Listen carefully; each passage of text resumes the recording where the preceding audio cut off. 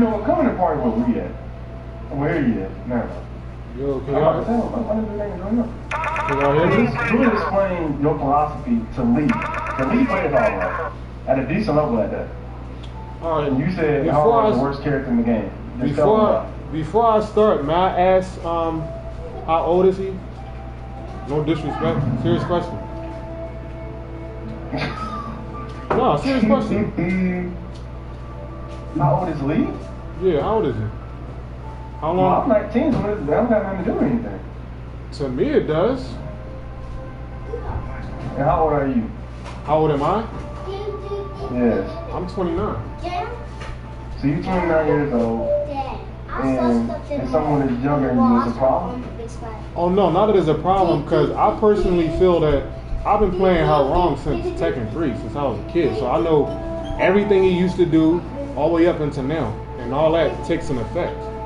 All of that matters. That still doesn't mean that somebody can be better than you or understand the character like you can understand it. Oh no, I ain't saying that. I'm not saying that. Young kids learn, we young quick, learn quick stuff. Oh yeah. No, I wasn't saying that. I was just saying you can't just be playing Tekken 7 and think you're gonna know more about me than the character, and you just started in Tekken 7. And I've been playing with him since Tekken 3. He made it. But let's talk to him. Let's talk to him. Oh yeah. And No. you can answer this question if you want to, Lee. Yeah, I didn't want to. I ain't mean it that way. I was just saying.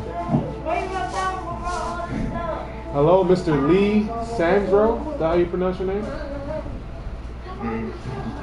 Huh? But tap your mic, Lee. Yeah, I can't hear you. You sound real low. Somebody named the party Gangbanger? Yeah, that's better.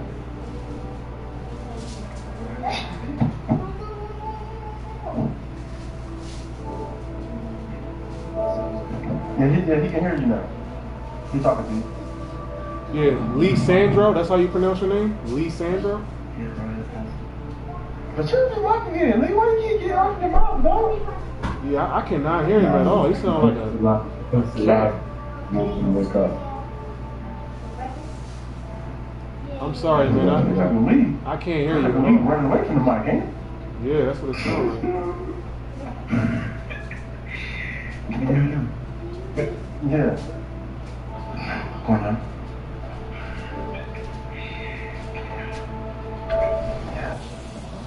What's the question?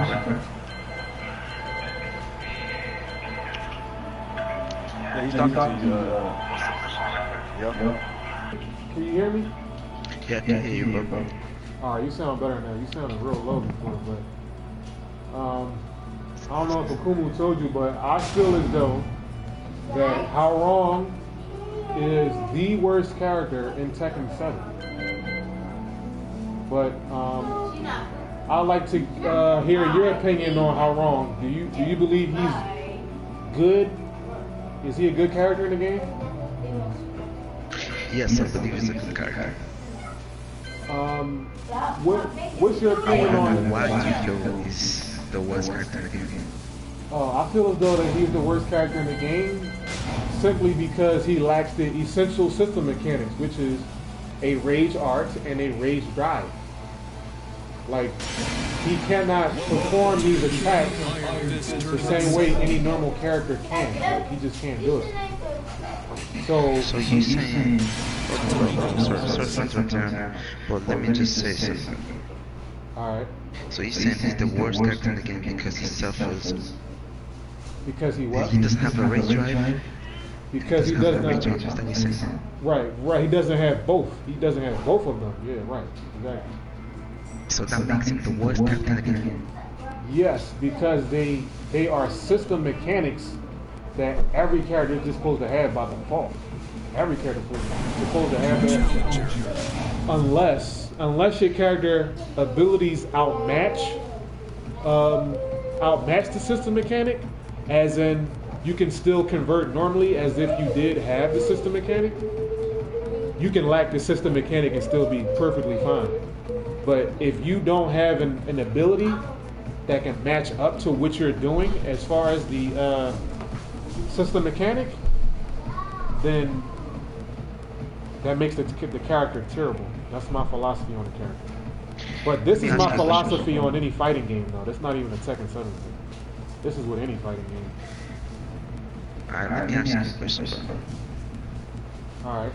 Do you think Hwoarang is worse than Gigas? Do I think Hwoarang is worse than Gigas? Yeah. I can't answer the question because I don't know the character. But from what you see, from what you play, From what do you think? my experience with Gigas versus Hwoarang, I'll say Gigas destroys him. From what I see, he destroys Hwoarang. So yes, he's a better character. Gigas is just a better character. Okay. I mean, I don't know what to say, man. But I would totally disagree with you, but Why do you? it's your opinion on it. Why do you totally disagree with the rage art and rage drive issue? Are you saying his rage art and his rage drive is okay? There's nothing wrong with none of them? It's viable. Like, he's got 2 rage drives. Right.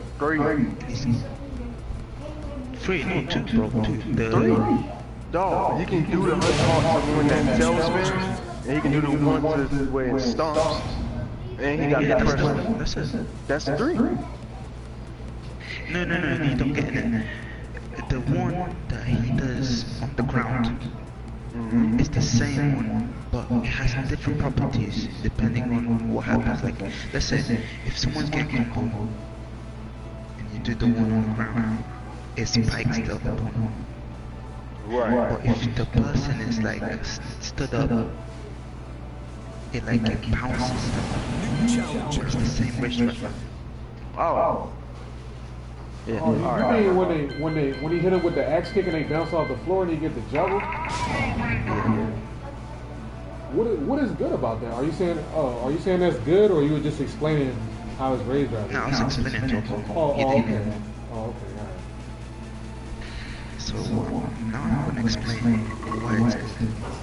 Okay. It's good because one, it starts as a low, and it got plus frames on block, Right. so it opens up more pressure. 2, if it hits, you can get 1 million damage.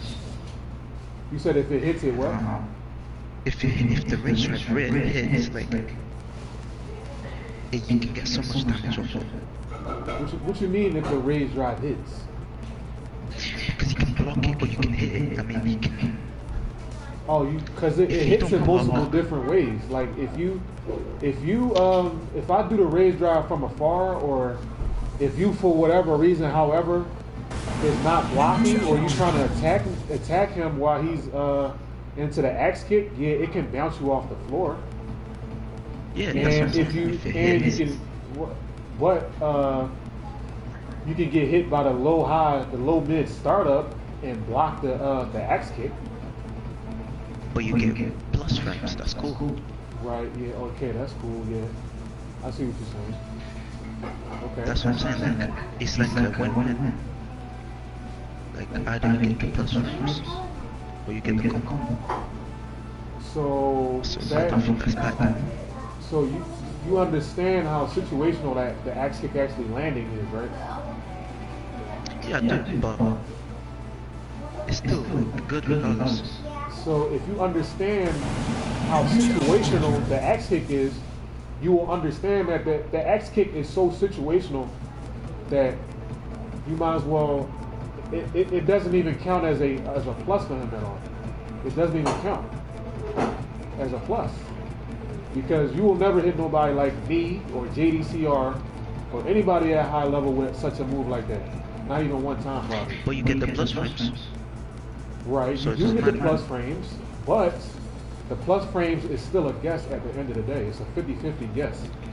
It's not even a 60-40 guess. It's a 50-50 guess. And depending on the character, It's still good, though. they can convert off you for doing it. Somebody can convert off you and beat you for even doing it in the first place. And you hit them with it. You hit somebody with your rage drive, and as a result of you hitting somebody with your rage drive, they convert off you with a jumble combo? I don't understand how I don't think it's that... bad. You don't think what I just explained is bad? Because what I just explained is true. That's true.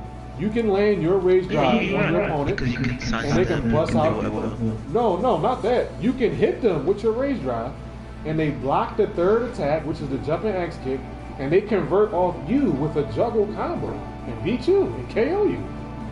After they got hit with your rage drive, they block it correctly because it's 50-50, and they convert off. How do they convert? Tell me.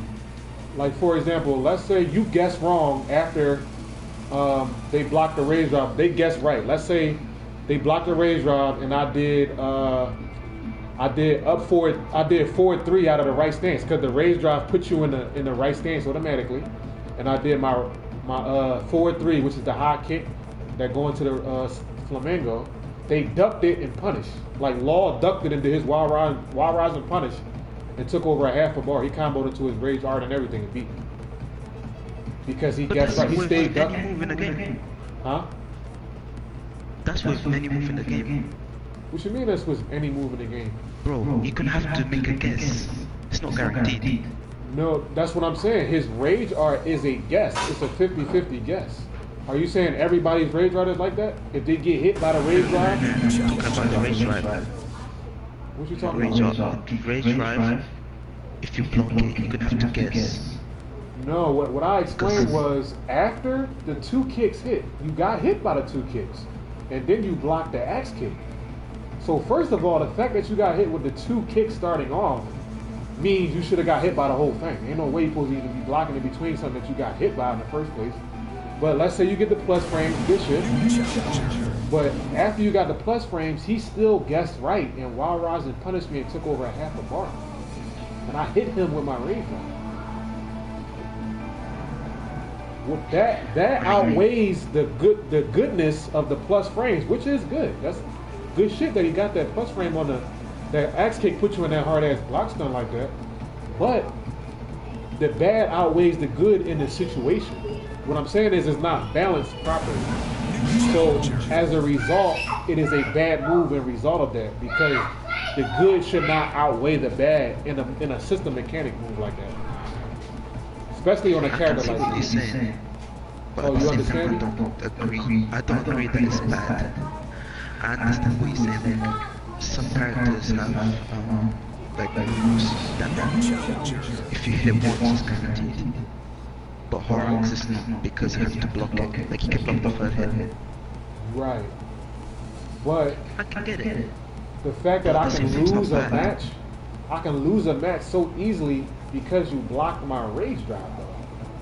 I hit you with my rage drive and you blocked in between, and the guard on the last kick is guaranteed.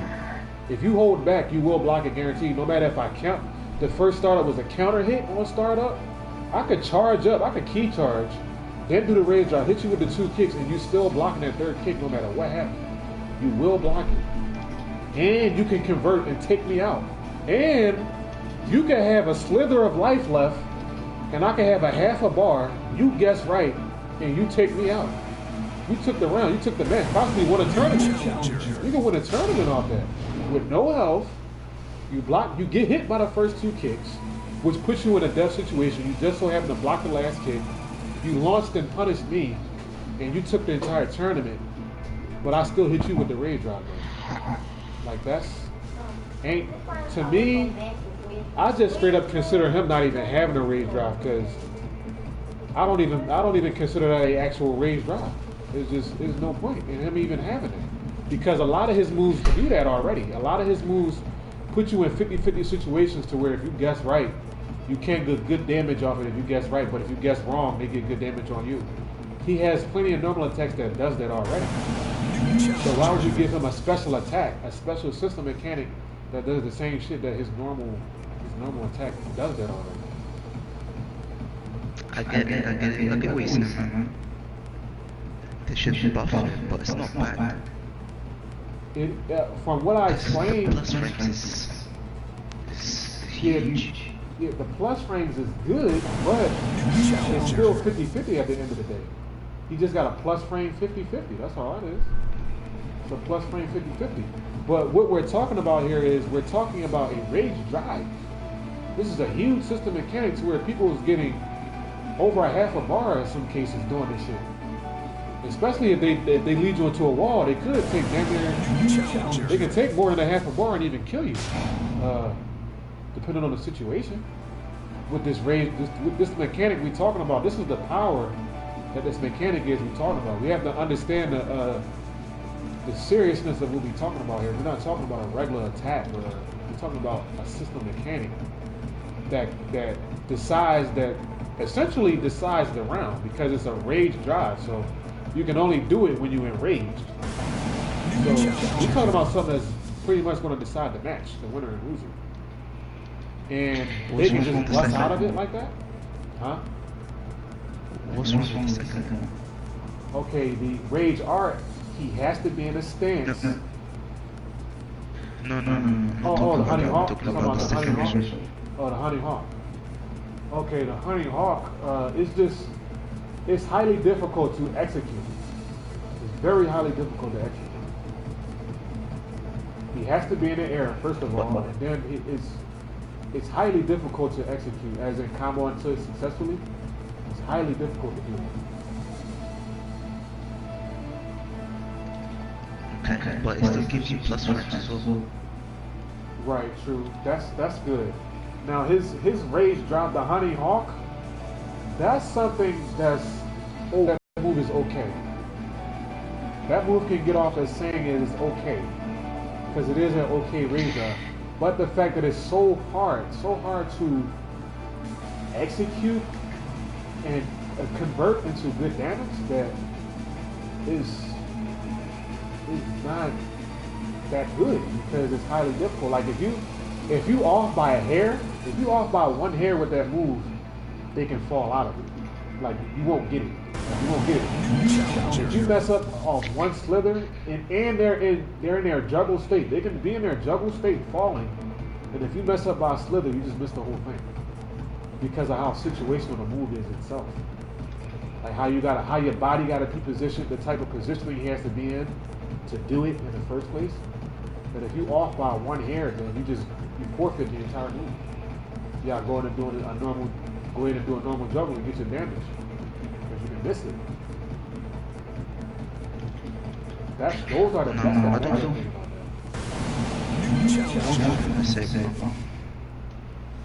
things I think the point of him having two rage drops was to mix it up,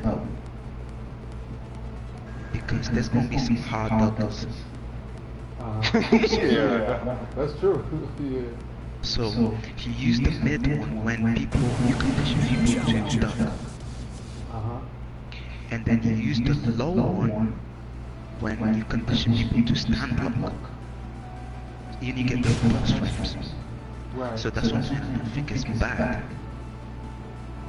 It's like, it's decent, it's not the best. Well, yeah, the honey hawk, we are both in agreement with the honey hawk. Yeah, it's okay. I agree with that. Yeah. Honey hawk is okay. I was just talking about the downside that it has, that the fact that it's highly difficult to execute. That is a downside to it, but that is a good range drop. I can't say that much. Because if they block that honey hawk, they can't convert it and get any damage off that. They just block it. Whereas though the ground rage drive, if they guess right, he loses the entire round for them guessing right. The honey hawk, if they block it, they just block it. You still plus, you're alright. That's how his ground rage drive should be as well, but it's not. But I agree with you in the honey hawk. I do accept that analysis, but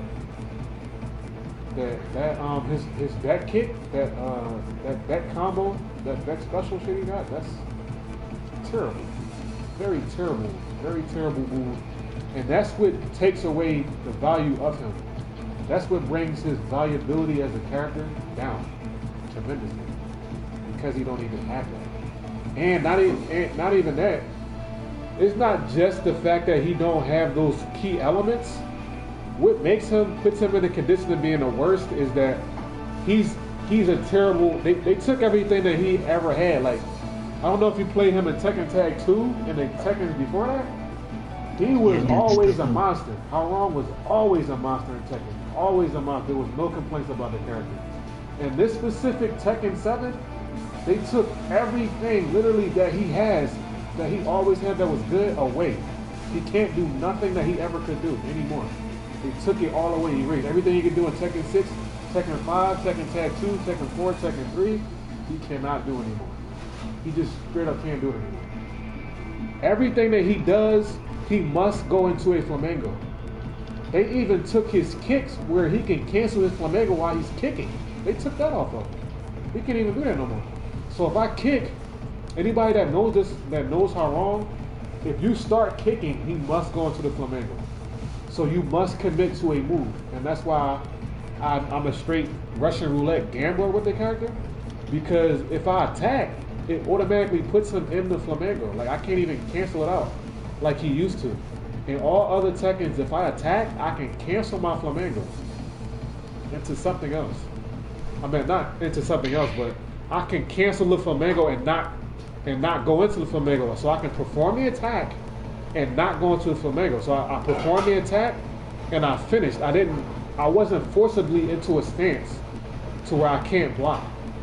Like I can attack and go ahead and stop my attack. Now he just can't even do it anymore. If he attacks, he's going into a state where he cannot block anymore. That and everything that he had that was good, he just completely can't even do it anymore. They just straight took it away. Like he just can't do it no more. Like it's just not there anymore. He just don't even have the attack anymore. And Tekken, it was never known for that. Tekken, they always gave you more shit. They always let you keep the shit you had and add it on to what you got. They never stripped a character of what they had completely. But this specific character, they straight stripped him of what he could do in previous games and didn't even give him shit to replace it. Like if you do the inputs that he had in Tekken Tag 2 and this, like they don't even have a move for it. Like it's just an empty slot. Like he can't even do shit. That's what they did to him. Like he don't even have nothing to replace what he used to could do. They just straight took it straight up. Like he just straight up can't do it. That's why the fact that he lacks the system mechanics makes him the worst character in the game, because y'all already destroyed the character by taking everything he ever had away from him. Then you're going to straight up not even give him system elements that every character is supposed to have in the game. So that's what hurts him terribly.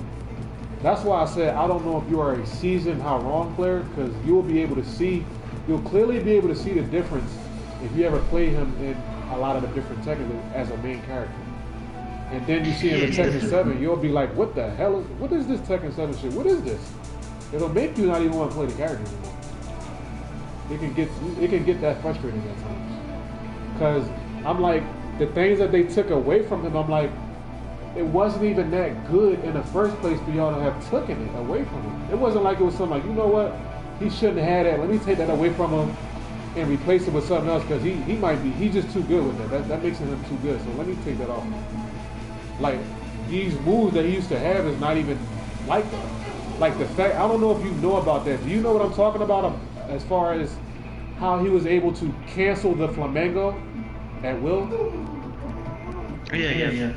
Yeah, like that's not even something that makes him unbeatable or hype him up to where he's on another level because he had that ability.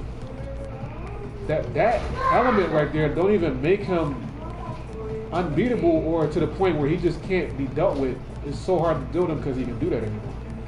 Like the fact that he can do that didn't even really increase his offensive ability. The fact that he can do that, that just made him safe.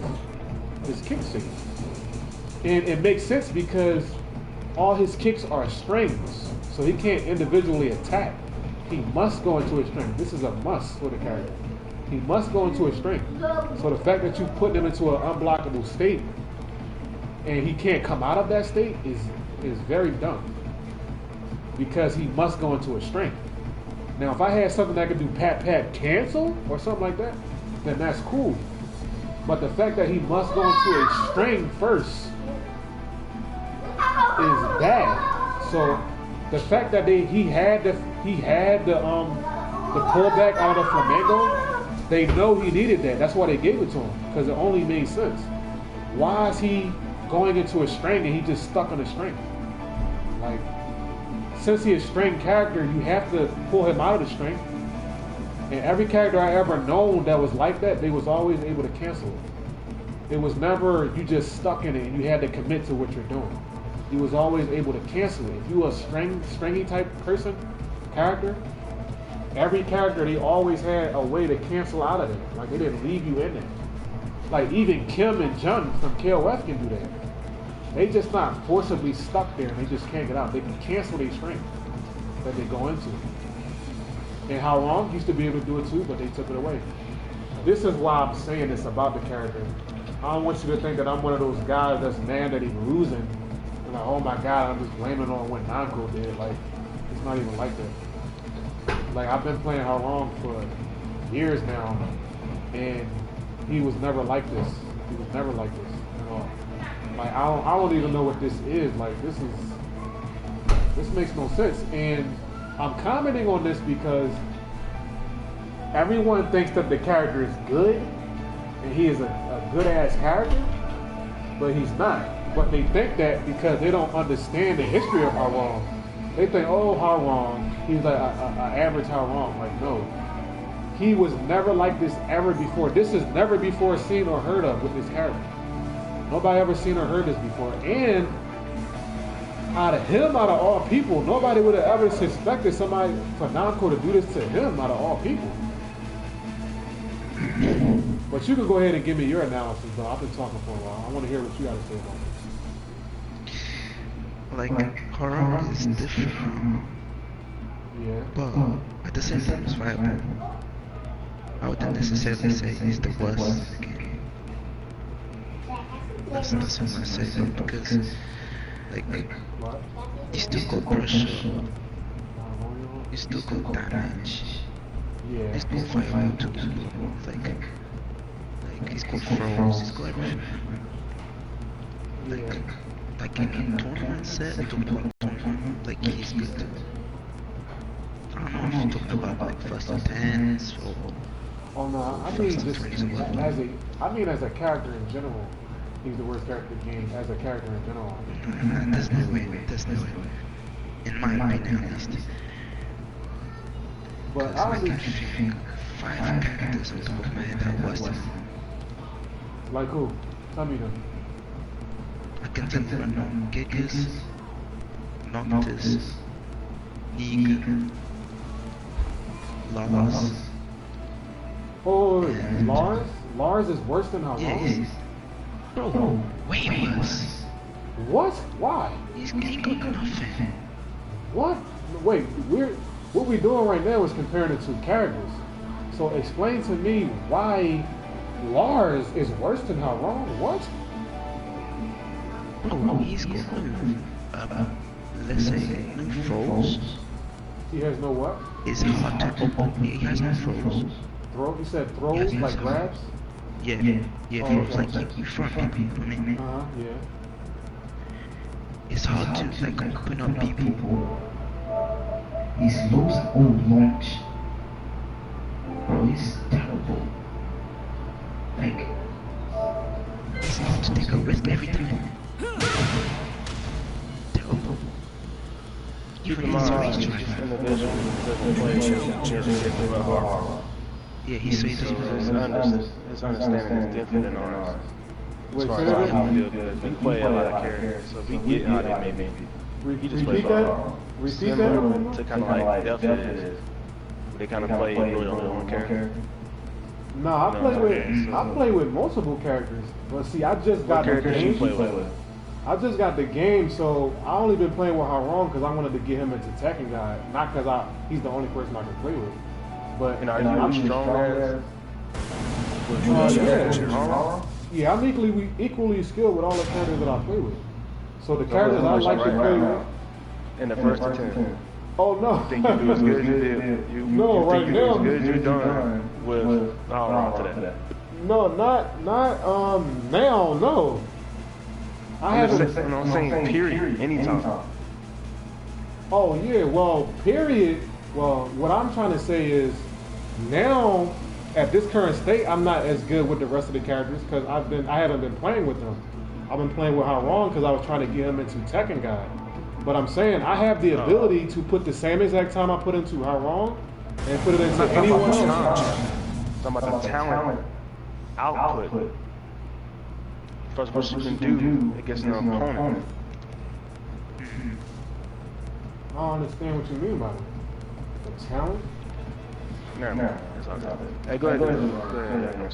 Yeah, like I was saying, Lars has like a hard time opening opponents. That's why he's trash. You said it's hard to open your opponent up with Lars? Without risking your life bar, yes. Oh, without risking your life bar. Yeah, let's say, okay. But it makes the character shit because there's no way he can like open up someone like unless he's being safe. So are you saying all Lars good attacks are unsafe? All his best shit, his bread and butter shit is all unsafe, and it's a risk to do? Most of them are, yeah. I mean, from my experience with Lars, he got that damn that shit, that dead flip shit. From what I understand, that shit got an uppercut property on it. And go under highs, you can get huge damage off it if it hits you. He got that jumping back spinning roundhouse from afar that bounce you off the floor. So he could be all sweep distance, jump all the way to you, and launch you and get a full combo off that. He got that's how you do that? Oh, I ain't know that. I ain't know the input too. Yeah, it looked like he jumped, that jumping backspin around. He jumped from far. That backspin around that's bounced you off the floor. That's very good. Like similar to Brian's. Yeah, kind of like the orbital hill. Yeah, but it's a huge, much bigger move. Yeah, it covered more ground. Yeah, that he got defense. Like he can dodge. He got that dip punch. When he dip back and hit you with that mid punch and then knock you down into a juggle state. He got that palm attack you do that hits you in the chest, that knock you down, that and he be like and then knock you down, and he can get a huge juggle off of that. He got that 50-50 that does risk your health bar, but it's a good ass 50-50 that pat into a stance where you spin back. He got a hit. I'm talking like this because I don't know his inputs. I don't know how you do this shit. I don't know the names of them, but our blast risky. He hits you, spin back. Low risky. And if it hits, if you're talking about them lows, that looks like a hell sweep. Yeah, The low don't hit. Yeah. But he scraped you off the floor with his hands. I'm talking about that. He could either scrape you off the floor with his hand, or he could trip you and do the backspinning roundhouse into a juggle. I'm talking about that mix-up. I know you know what it is. Wait, the one that he does with, I think it's down 1+2, is that what you're talking about? I think so, yeah. And he scraped you off the floor with his hand, right? He swept you with his hands off the floor, right? Yeah. And he can cancel that into the backspinning roundhouse, that mid launcher. Like I said, my point is he's risky. I mean, extremely risky. That move. Those two moves that we explained, those are risky, but that backspinning roundhouse that he does, from what I experienced, that's not that risky. And we comparing to Hwoarang, by the way. We're not talking about in general. We're just comparing to Hwoarang. That's a damn good move. He got that dip punch. That's not risky. That dip punch he do that knock you down into a juggle, guaranteed if it hits you. Actually, no, I'm sorry. It's not a guaranteed juggle. But it is a juggle on counter hit. Wait. That dip punch, that back forward one, I think that's how you do it, back forward one. It's kind of like Fang Wei dip punch a little bit. He dip back and then come forward and palm attack you in the chest. Oh, that's unsafe as well. Right, but it is, but it's for defense though. It's not to be just throwing it out like that. Like if somebody rushes you down with punches, you can do that and get a counter hit juggle and convert. He got that. But that's like I said, my point is he's unsafe, bro. Like, there's no way you can open your opponent safely. You have to take a risk. But Hwoarang has more ways of opening a person safely. Therefore, he's more viable, he's more of a better character. Like, in my opinion, at least. You were saying something? Obviously. Alright. Yo, Alright, no. Yeah, I'm gonna have to go soon as well. Yeah, you still there, Lee? You still there, Lee? Yeah, I'm here, bro. Yeah.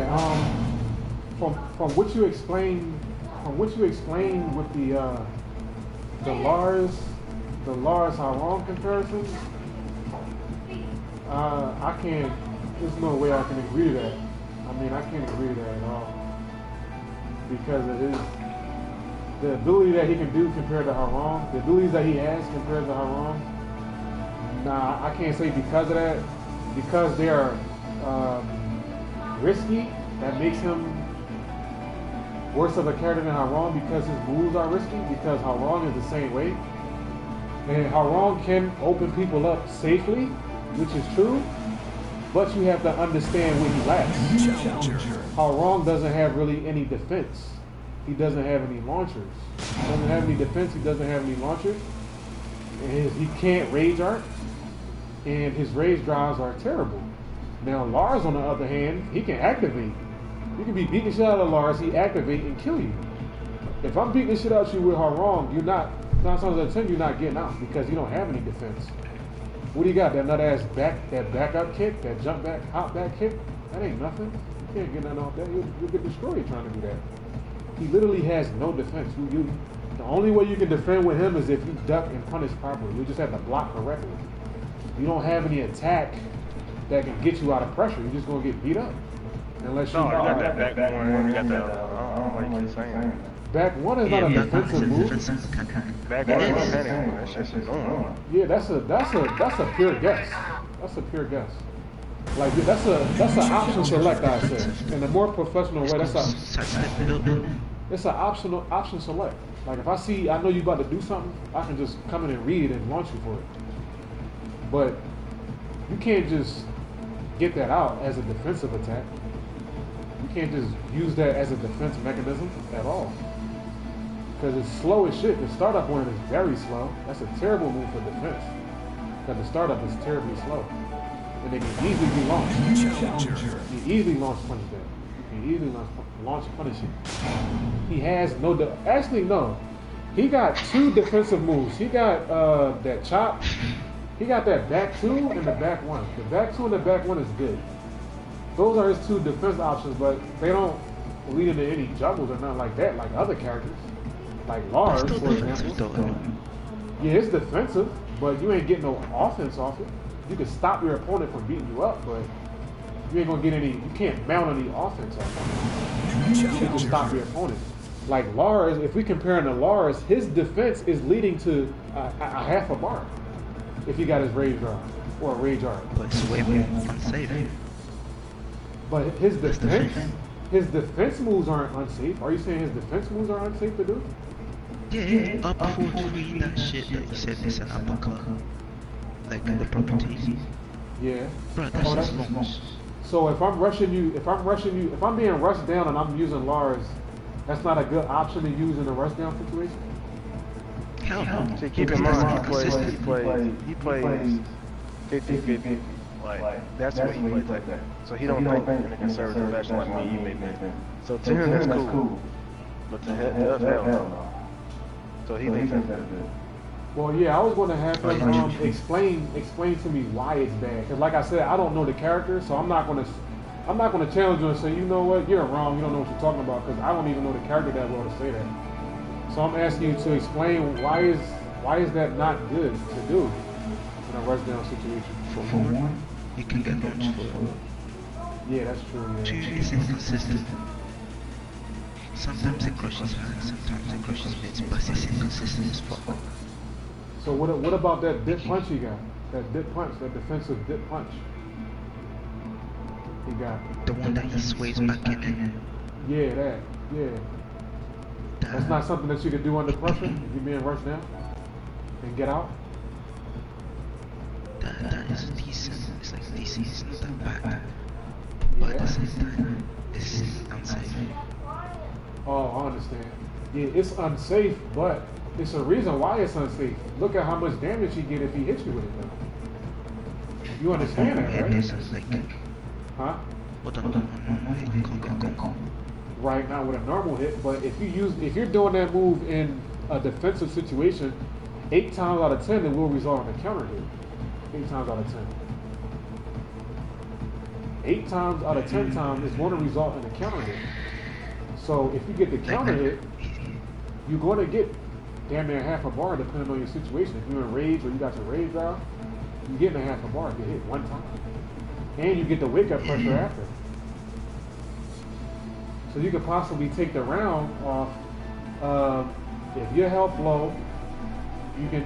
If somebody rushing you down and you got lucky with that, you get the half a bar damage because you can combo into either your rage art or rage drive, whichever one you want to do if you're successful, if it converts successfully, and then you get the wake up pressure after. So if you guess right on wake up, you get that pressure and you win. So it makes sense for that move to be unsafe because that wouldn't be fair. Why would you have an attack like that that can turn into such damage, but at the same time it's safe at the same time? Like that wouldn't be fair. You wouldn't even be able to have it. That'd be cheating. So they had to make that unsafe because of what it could do. Now, if it didn't have that juggle property on counter hit, then there would be a problem for that move to be unsafe. That's why Namco made that move unsafe. They know exactly what they was doing by doing that. Because of what it can do if it hits. You can damn near take a match off one move. It has to be unsafe for it to be competitive. That's why it's unsafe. So just with that alone, that keeps his head above water with shit like that. The fact that he can do shit like that. It's inconsistent though. Like sometimes some men will beat you easily. Yeah, that's like true. most of the moves will beat you. So it's like a very risky thing to do. Oh, you saying most moves in the game beat that? Like let's say, if I would put into numbers, I'd probably say 60%. Oh, 60% of the time he loses doing that? The move will lose to other attacks? I'd say that from my experience.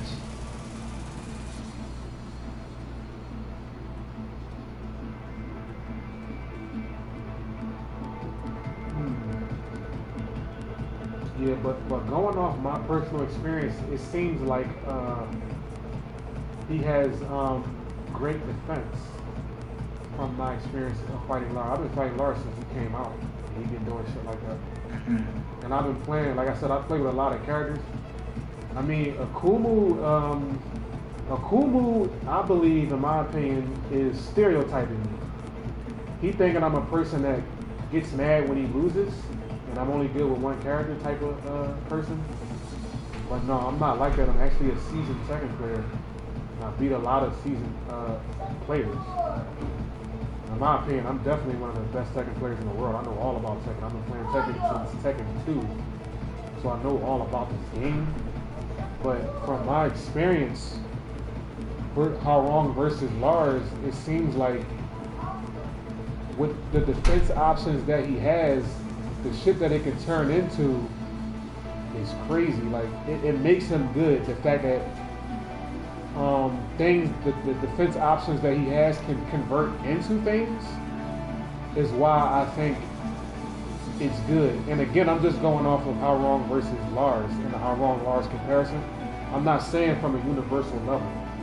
I'm just saying as far as these two guys, Lars, the fact that he has those defense options and then Hwoarang does not, that's because of that. Though I do agree with what you're saying, he does have those things, but they are very unsafe. That is very true. It is very unsafe. But it's high risk, high reward. So it's supposed to be like that. If you have experience with fighting games in general, this type of thing goes on all the time. All characters that's usually the method in which they base their characters off of. So that's why I say Hwoarang is the worst character in the game, because by default, you're always supposed to back something up with something you took away from the character, so it can be even balance. Like for example, you know about Street Fighter, right?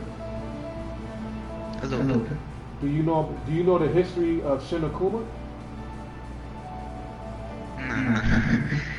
Well, yeah, the history with Shin Akuma is he got a regular mode and a Shin mode, and his Shin mode is that's his max mode. That's where he is super strong and shit. He got a lot of things. He got a couple of things that he can do that he can't do in his normal state. But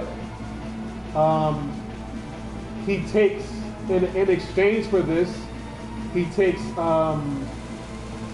triple the damage. So he takes triple the damage on being hit. So for example, if you have Shin Akuma and I throw you, just off a normal throw, right? You will lose damn near half a bar off a normal throw. Why is that? Why does a character like that, you throw him and you taking damn near half a bar off a regular throw? Because of what he can do is balancing out his health. His defense has to be balanced, and what his abilities can match.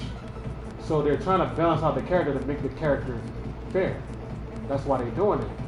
So in Hwoarang's situation, there is no consistency there. You took away the things that he has, but you didn't give him anything. So with Akuma, he got a double fireball. He got a slide, a teleport. He could teleport all the way across the screen without being touched. He got all his fireballs are not punishable. His double air fireball can't be punished, like he's safe with it. But he's taking triple the damage to balance that out. So it makes sense for him to be able to do that, because if you hit him one time or two times, you basically KO the character. So basically they saying with a character like this, you ain't supposed to be getting hit with such abilities. With these abilities, you shouldn't get hit. So if you lose, that means you wasn't as good with the character. But with this character, yeah, he got all this rush down safe shit, but it's basically kind of the same argument if you ask my opinion. If he guessed wrong, he loses. Like if you can do all this safe rush down shit, but if you guess wrong one time, somebody, depending on the character, they can take damn near half a bar from you normally without even EXing or nothing. They can just take a half a bar because you guessed wrong. If they duck right.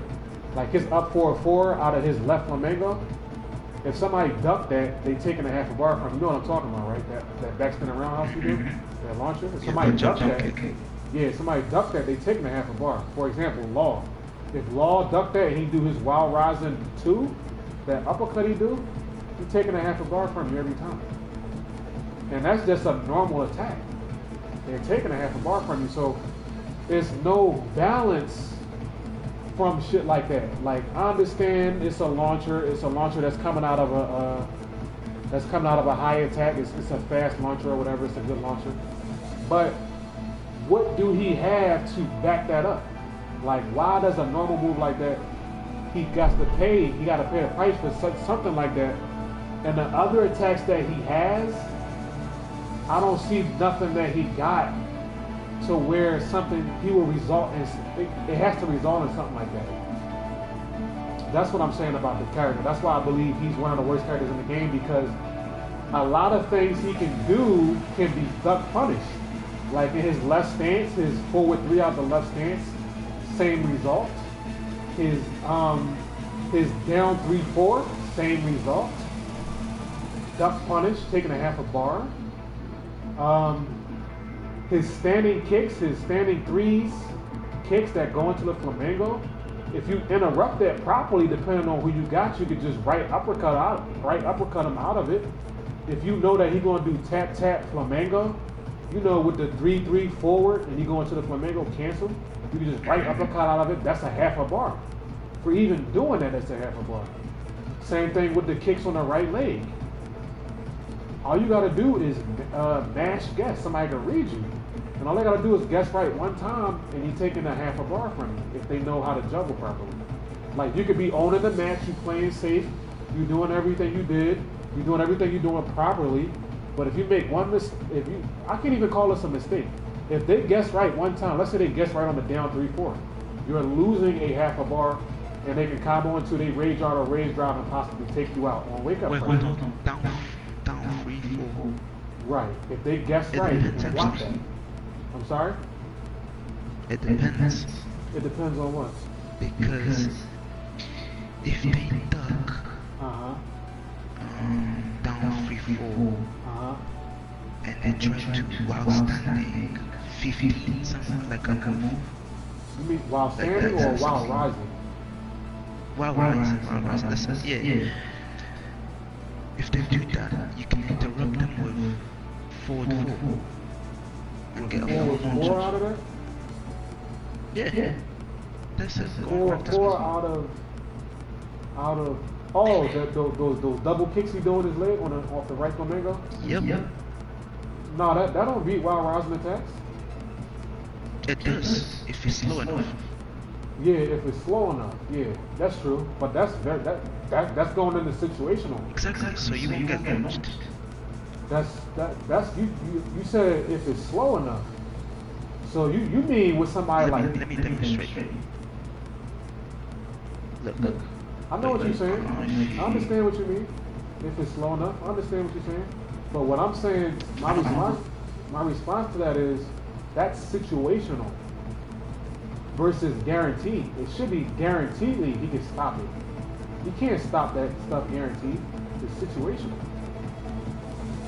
It should be Yeah, but guaranteed. the person who gets it right should always have like an advantage as well. They True. made it like True.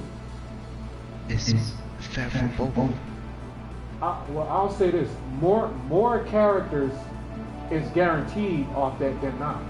Do you agree?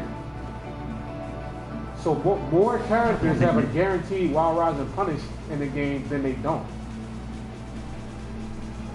Yeah.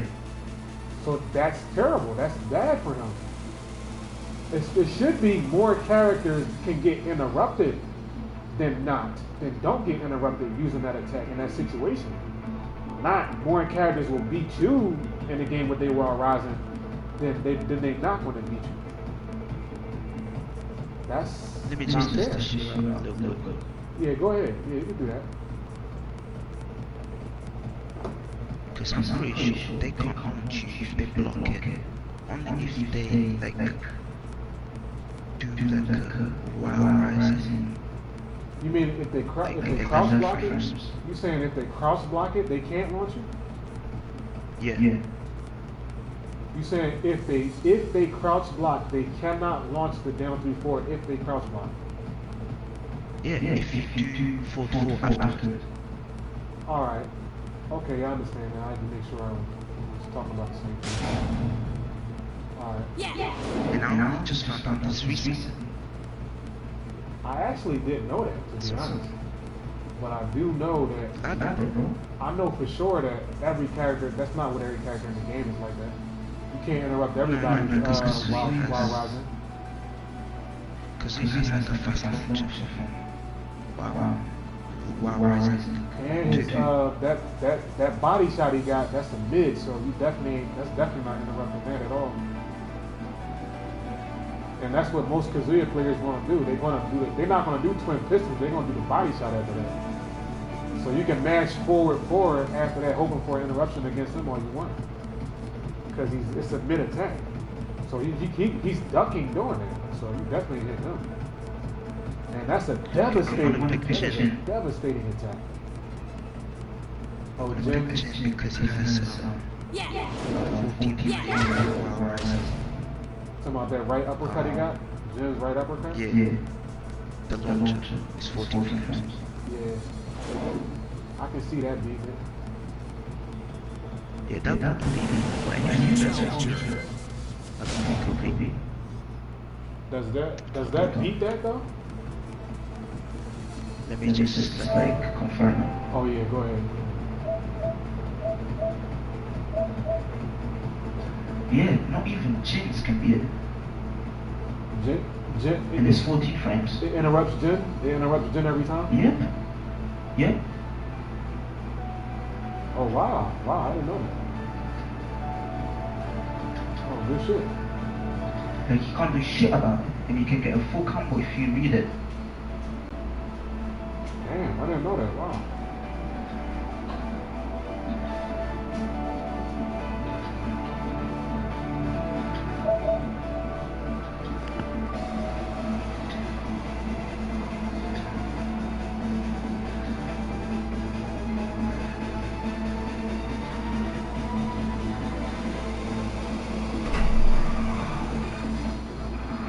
Okay, my bad, it trades.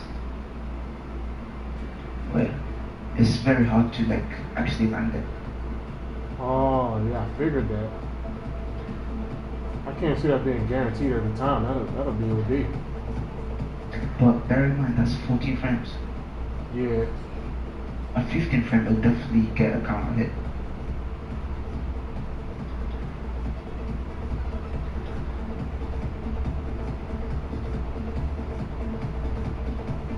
So Jin pretty much has 1 frame to launch Hwoarang, and that's very difficult.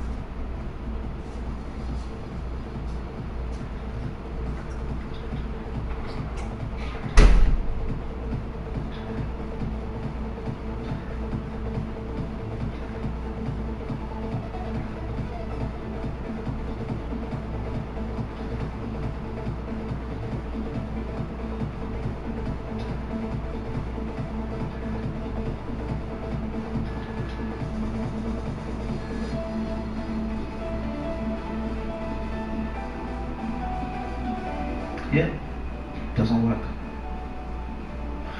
So you, I'm gonna try a 13 frame.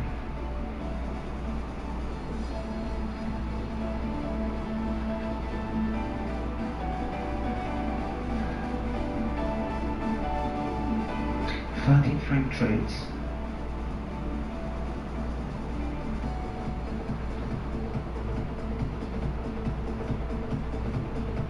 So essentially the only way of punishing is with 11 frame move or 12 frame. Like I said, it's hard to launch it. There's no way. And if they try to launch it, you can launch them. Because counter hit launches, right? That low forward kicks.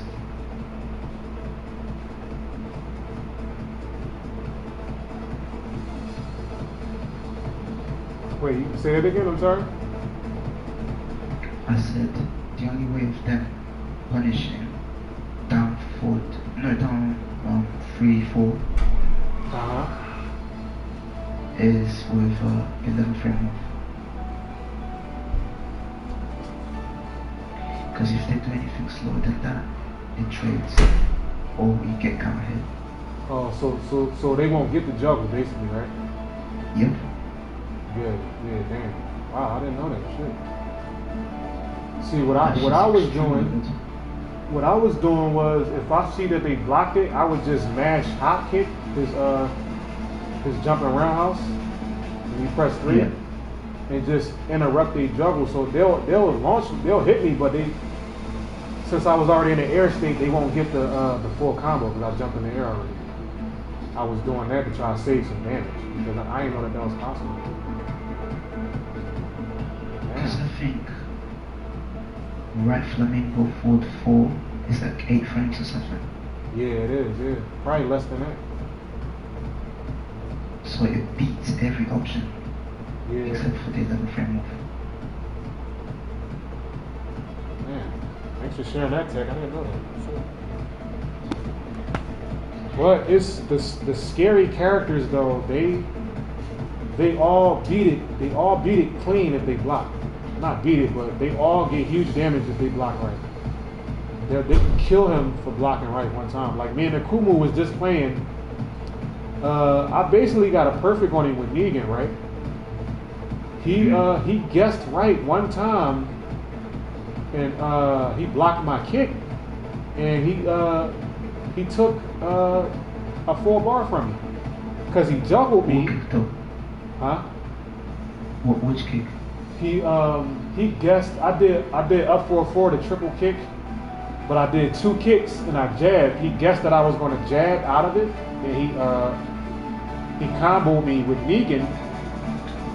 He got the counter hit combo with Negan, and he got wake up pressure on me. So he guessed right off the jab, and then he guessed right on how I was getting up, and he beat me. He took the round. But I started off so good. I was mixing them up. I knocked him down, and then I ran up. He was getting up. I ran up triple kick. I did 2 kicks and jab.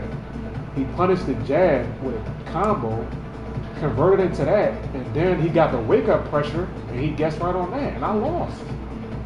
And I guessed right. I guessed wrong one time, and all I did was a jab. I jabbed out of the right flamingo, but he interrupted the jab. He knew I was going to jab, and he took a full bar from me. I'm like, God damn, I could not stop it. Like I tried to jab, he read the jab, he did that Negan shit, got a full juggle out of that, and he got the wake up. He guessed right on how I was going to wake up, and he got that, and he went around. But I had a full bar, and I basically had a perfect, and I still lost off of jabbing out of flamingo. Like that's what I'm saying. That's why he's the worst character in the game. See, the issue is the majority of the Tekken community, you listening to me? Yeah. The majority of the Tekken community don't understand that that's how you beat the character. They don't understand it. They think he's just this string-happy character that can do whatever he wants. They don't understand that if you understand where the character loops at and where he goes into flamingo at, that's the key to defeating the character. But they don't. Most people don't understand that because they don't know Hwoarang. They think Hwoarang is an infinite loop character. He can just do whatever he wants at will. They don't know that he forcibly go into flamingos. They don't know that because Hwoarang is a highly difficult character to use in the first place. So they thinking that from the way they looking at him on screen, right? Yeah. From the way they looking at the character on screen, they think this character is high offense. He can do whatever he want to do. But they don't understand the downfall to the character. They're so scared of his offense that they're like, oh, whatever, all this stuff he can do, all this pressure he got, he can just keep doing blah, blah, blah. No, he can't do that. I mean, he can do that, but they don't understand that he goes into flamingo out of everything. Like, even without even trying to do that, he go into it. And if you jab in the middle of that or launch in the middle of that, like Paul, he could just right uppercut you at any time. As soon as you go to flamingo, right uppercut, full bar. Kazuya, body shot in the middle of flamingo, body shot, juggle, full bar. I mean half a bar, I'm sorry. Long, same shit, double jab. At the same time, you got options to beat, like interruptions. Oh right, yeah. You're right, yeah. Definitely. That might not be the best options, but they still has it. Right. Yeah, I'm not taking that away from the character. Yeah, I'm not taking that away from the character. But if you look at that from this analysis, the character, they turned the character into a guess character. It's all a guess what he does. Yeah. Right. You can't fight with him like how Jin fights. Jin can just fight, and if you smarter than your character, if you smarter than your opponent, you can outskill your opponent and overcome your opponent without just guessing on everything. You can overcome your opponent with guessing, defense, knowing what they're going to do, reading them properly, stuff like that. Like if Jin, his jab, backspin and roundhouse, or his jab, all his kicks out of his 1-2. If you block all that, guess right on that, you're not losing a half a bar because you guessed right and you blocked right and you blockade and all that. Like you can fight with Jin. Well, yeah, his back. Yeah, if you guess that he's gonna do that backspin and roundhouse, yeah, and duck that, yeah, he can lose half a bar. Yeah, but you know what I mean, though. You know what I mean. Most of his, only he got like 1 or 2 moves that's like that. Well, Hwoarang, every damn thing he does results in it. Everything he does results in it. That's how the character is designed, though. Like, Jin is different. Well, look, remember what I was saying about Hwoarang in every other Tekken besides this. He was never like that. Ever. There's no Tekken besides 7. Yeah, in this one. And no Tekken besides Tekken 7, this new shit that's out, he was like that. He was never like that to where as soon as you go into a kick, you can right uppercut me and take a half a bar. Hell no. He was never like that because I can pull back. I can pull back and cancel out all of my kicks. So you can't just mash through and get through like that. He was never like that. This is the first game where he's like this. And not only just this, it's not only just that, it's the fact that they took everything that he had from him on top of that. So on top of that, all the lows he had out of his stances, They took every single low he had out of his stance and gave him one low. He got that back spinning low he do, and he got the hell sweep. He only got 2 lows. He had 3 lows out of each stance. They took every low he had from him. And they forcing you into a stance every time. And he can't even do that four out of the right flamenco. He was able to do that on the left flamenco. Now he can't do it no more. They just straight took him. And they didn't give him a move to actually they gave him back middle kick, which I believe that's not a proper comparison. That's not an even trade, I mean. That's not an even trade for what they did. And his his 3-3 kicks, when you keep pressing X, his 3-3s, 3-3-3. Yep. He was able to do kick, down kick. He was able to do kick into his guarantee. They took that. Did you notice that? Yeah. Yeah, they took that. That's very important. That was very important for him to be able to go into that after that. That was very important. Now he's forced to stop after the 2 kicks.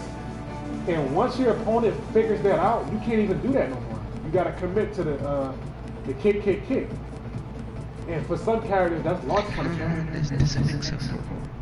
Oh yeah, it is. That's a guess. It's a guess.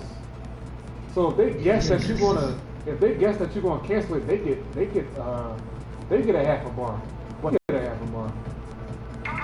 That's not fair. That's not right. I mean, this is either kick, flamenco, or kick, yeah, which is the mid variation, yeah, and then there's the kick, the high kick, which goes into flamenco as well. So there's 3 dresses. So you either do 2 kicks into flamenco, if they're not expected, then it's your turn. And then you can do kick if they're trying to interrupt the flamenco. And then they can get like a follow-up. right. Because I'm pretty sure if kicking like you can do XX. Right. You know that pushing kick? Yeah, that back spinning kick. Yeah, that back spinning. Yeah. I think that's guaranteed after that. Wait, that's guaranteed. That's guaranteed after what?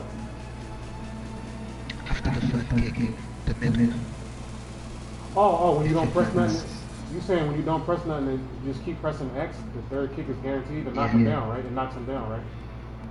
Yeah, it knocks him down, and then you can get yeah, you get that kick that forward. Right, yeah, you get that. Oh, you can get a forward. You know what I mean, right? Yeah, that's why I was laughing. Yeah, you're right. Yeah, right. Yeah, he does do that. But so, is that an even trade-off from what he used to have, though? No, but at the same time, like, he still has to guess, like, it's a hard guess. Right. Right. Yeah, you're right. I see what you're saying. Yeah, and that's why I still play with the character, because since he's 50-50, that means if you know Tekken and you know what your character going to do and you can read your opponent, you can destroy your opponent. Yep.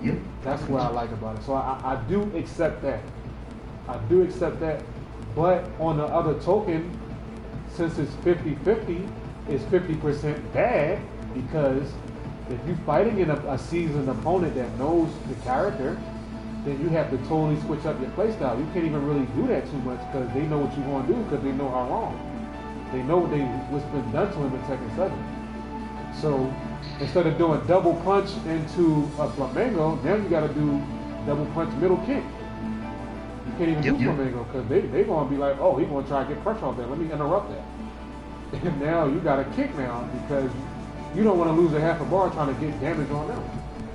Or you got to keep doing, what I do is I just keep doing middle kick. I do middle kick like 3 times and make them block. You force them to block and be like, oh, he's going to do middle kick, and then I go into flamenco. You have to do shit like that. Yeah. You know, you say to rotate. When I say like, what? the punches into like a flamenco, they can move a jab. Yeah. You can beat that. Oh yeah, I know that can be beaten. Yeah, I know that. I was just saying the fact that that's a guess though.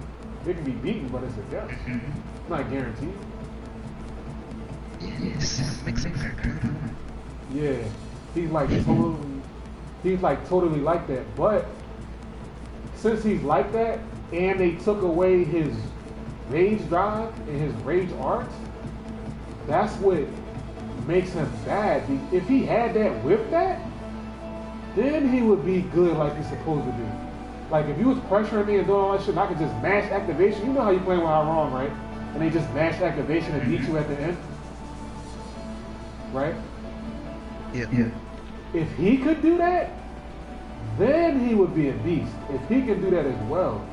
But he can't do that. You can't get up, activate, or somebody run up on you with some scared shit and you just activate and beat them. You don't have that. The rage is safe though. Is what? The rage is safe. Oh yeah, it is safe, but it's a safe guess. So it kind of defeats the purpose of being safe, because even though you landed, if they guess right at the end, they still get damage on you. So you'll have to read your opponent to even get the advantage and get offense after. You'll have to read your opponent. Like for example, I'll have to read that they're going to try to duck after the rage drive and launch them. But what if they stand? I lost. If they stand, I lost. If they duck, I won. You see that? Like that's not. You can't say that that's an addition to a character. That's not an addition. What that is that's nullified, as in it's neither good or bad. It's neutral.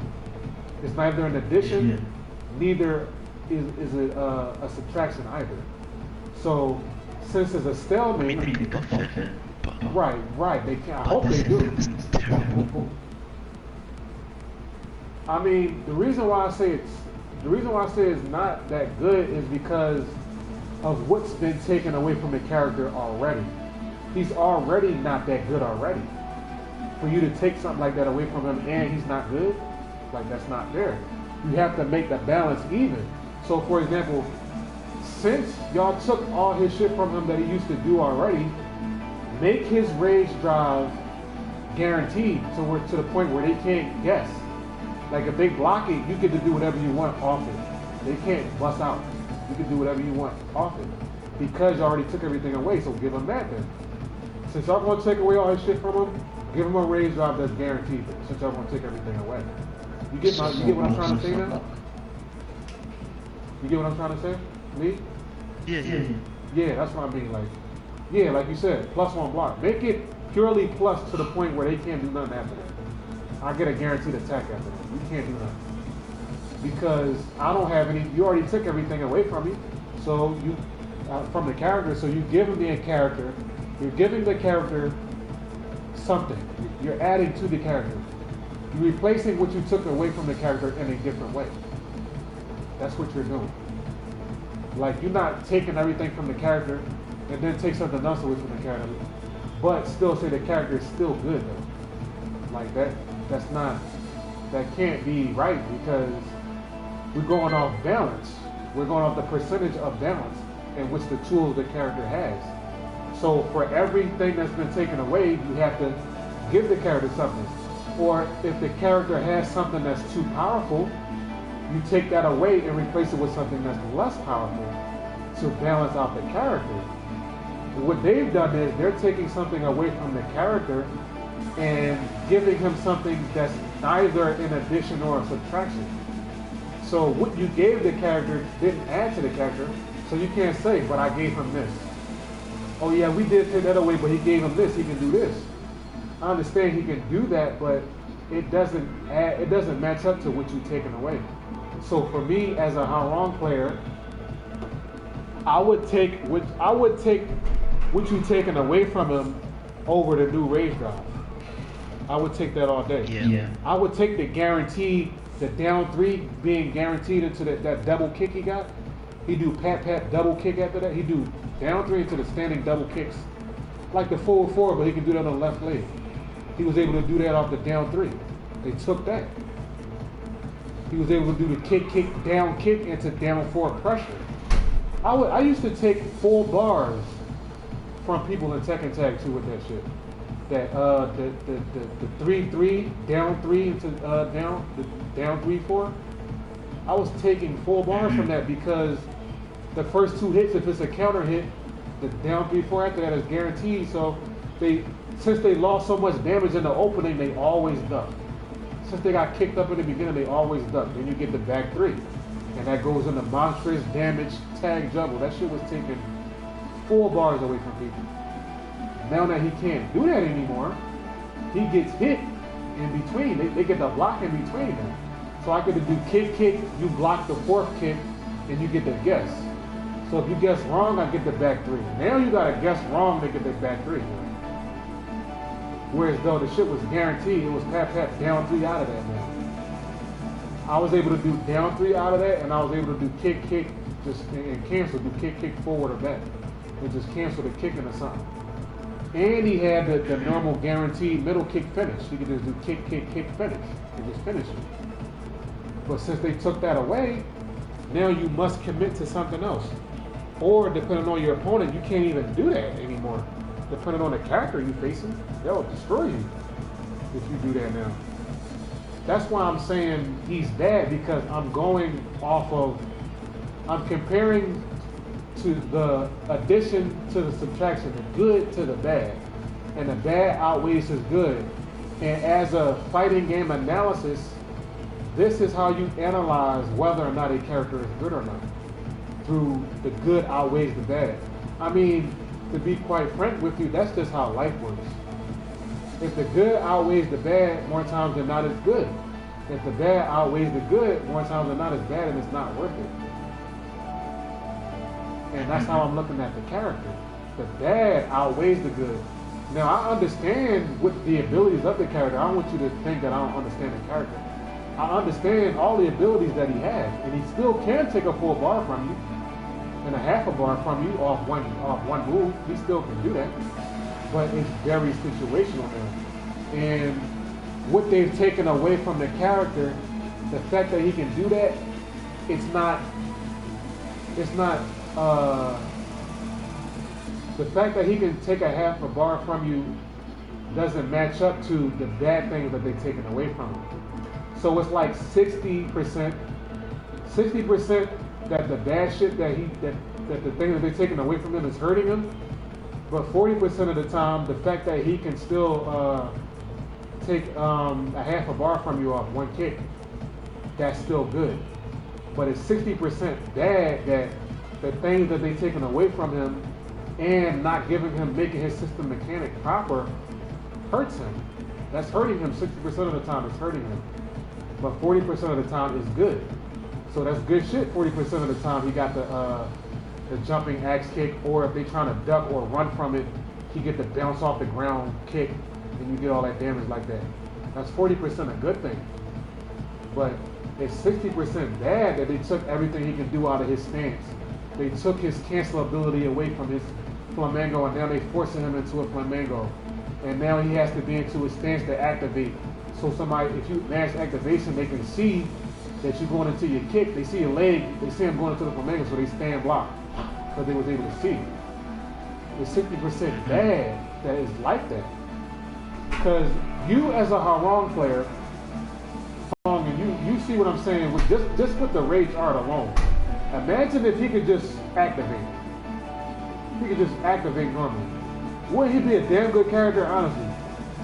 This man to man. Wouldn't you love if he was able to do that? You would love that, wouldn't you? Of course. Exactly, yeah. Don't you like the fact that he has to, he got all them startup frames in the activation? You don't like that, right? Right, yeah. That's what I mean. I'm putting that alongside of everything that he has that's been taken away from him to make my decision. I'm writing all this down on paper and I'm analyzing this. So I'm not just bitching like, oh, I got bodied, or oh, now he can't do that no more. I used to love that with Hwoarang, now I can't do that. No, I'm comparing what they've taken away from him to what he currently can do. So you just have to be fair with the percentage. And that's how you analyze whether a character is good And this is why these games today, they're coming out with all this. Now they switching up shit with DLCs and season this and season that.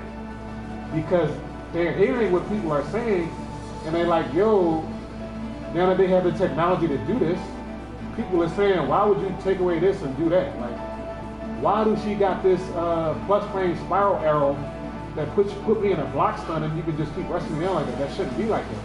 And they saying, you know what, you're right. In the next update, you're gonna take that off because that is wrong, that is broken. We will fix that. Sorry about that.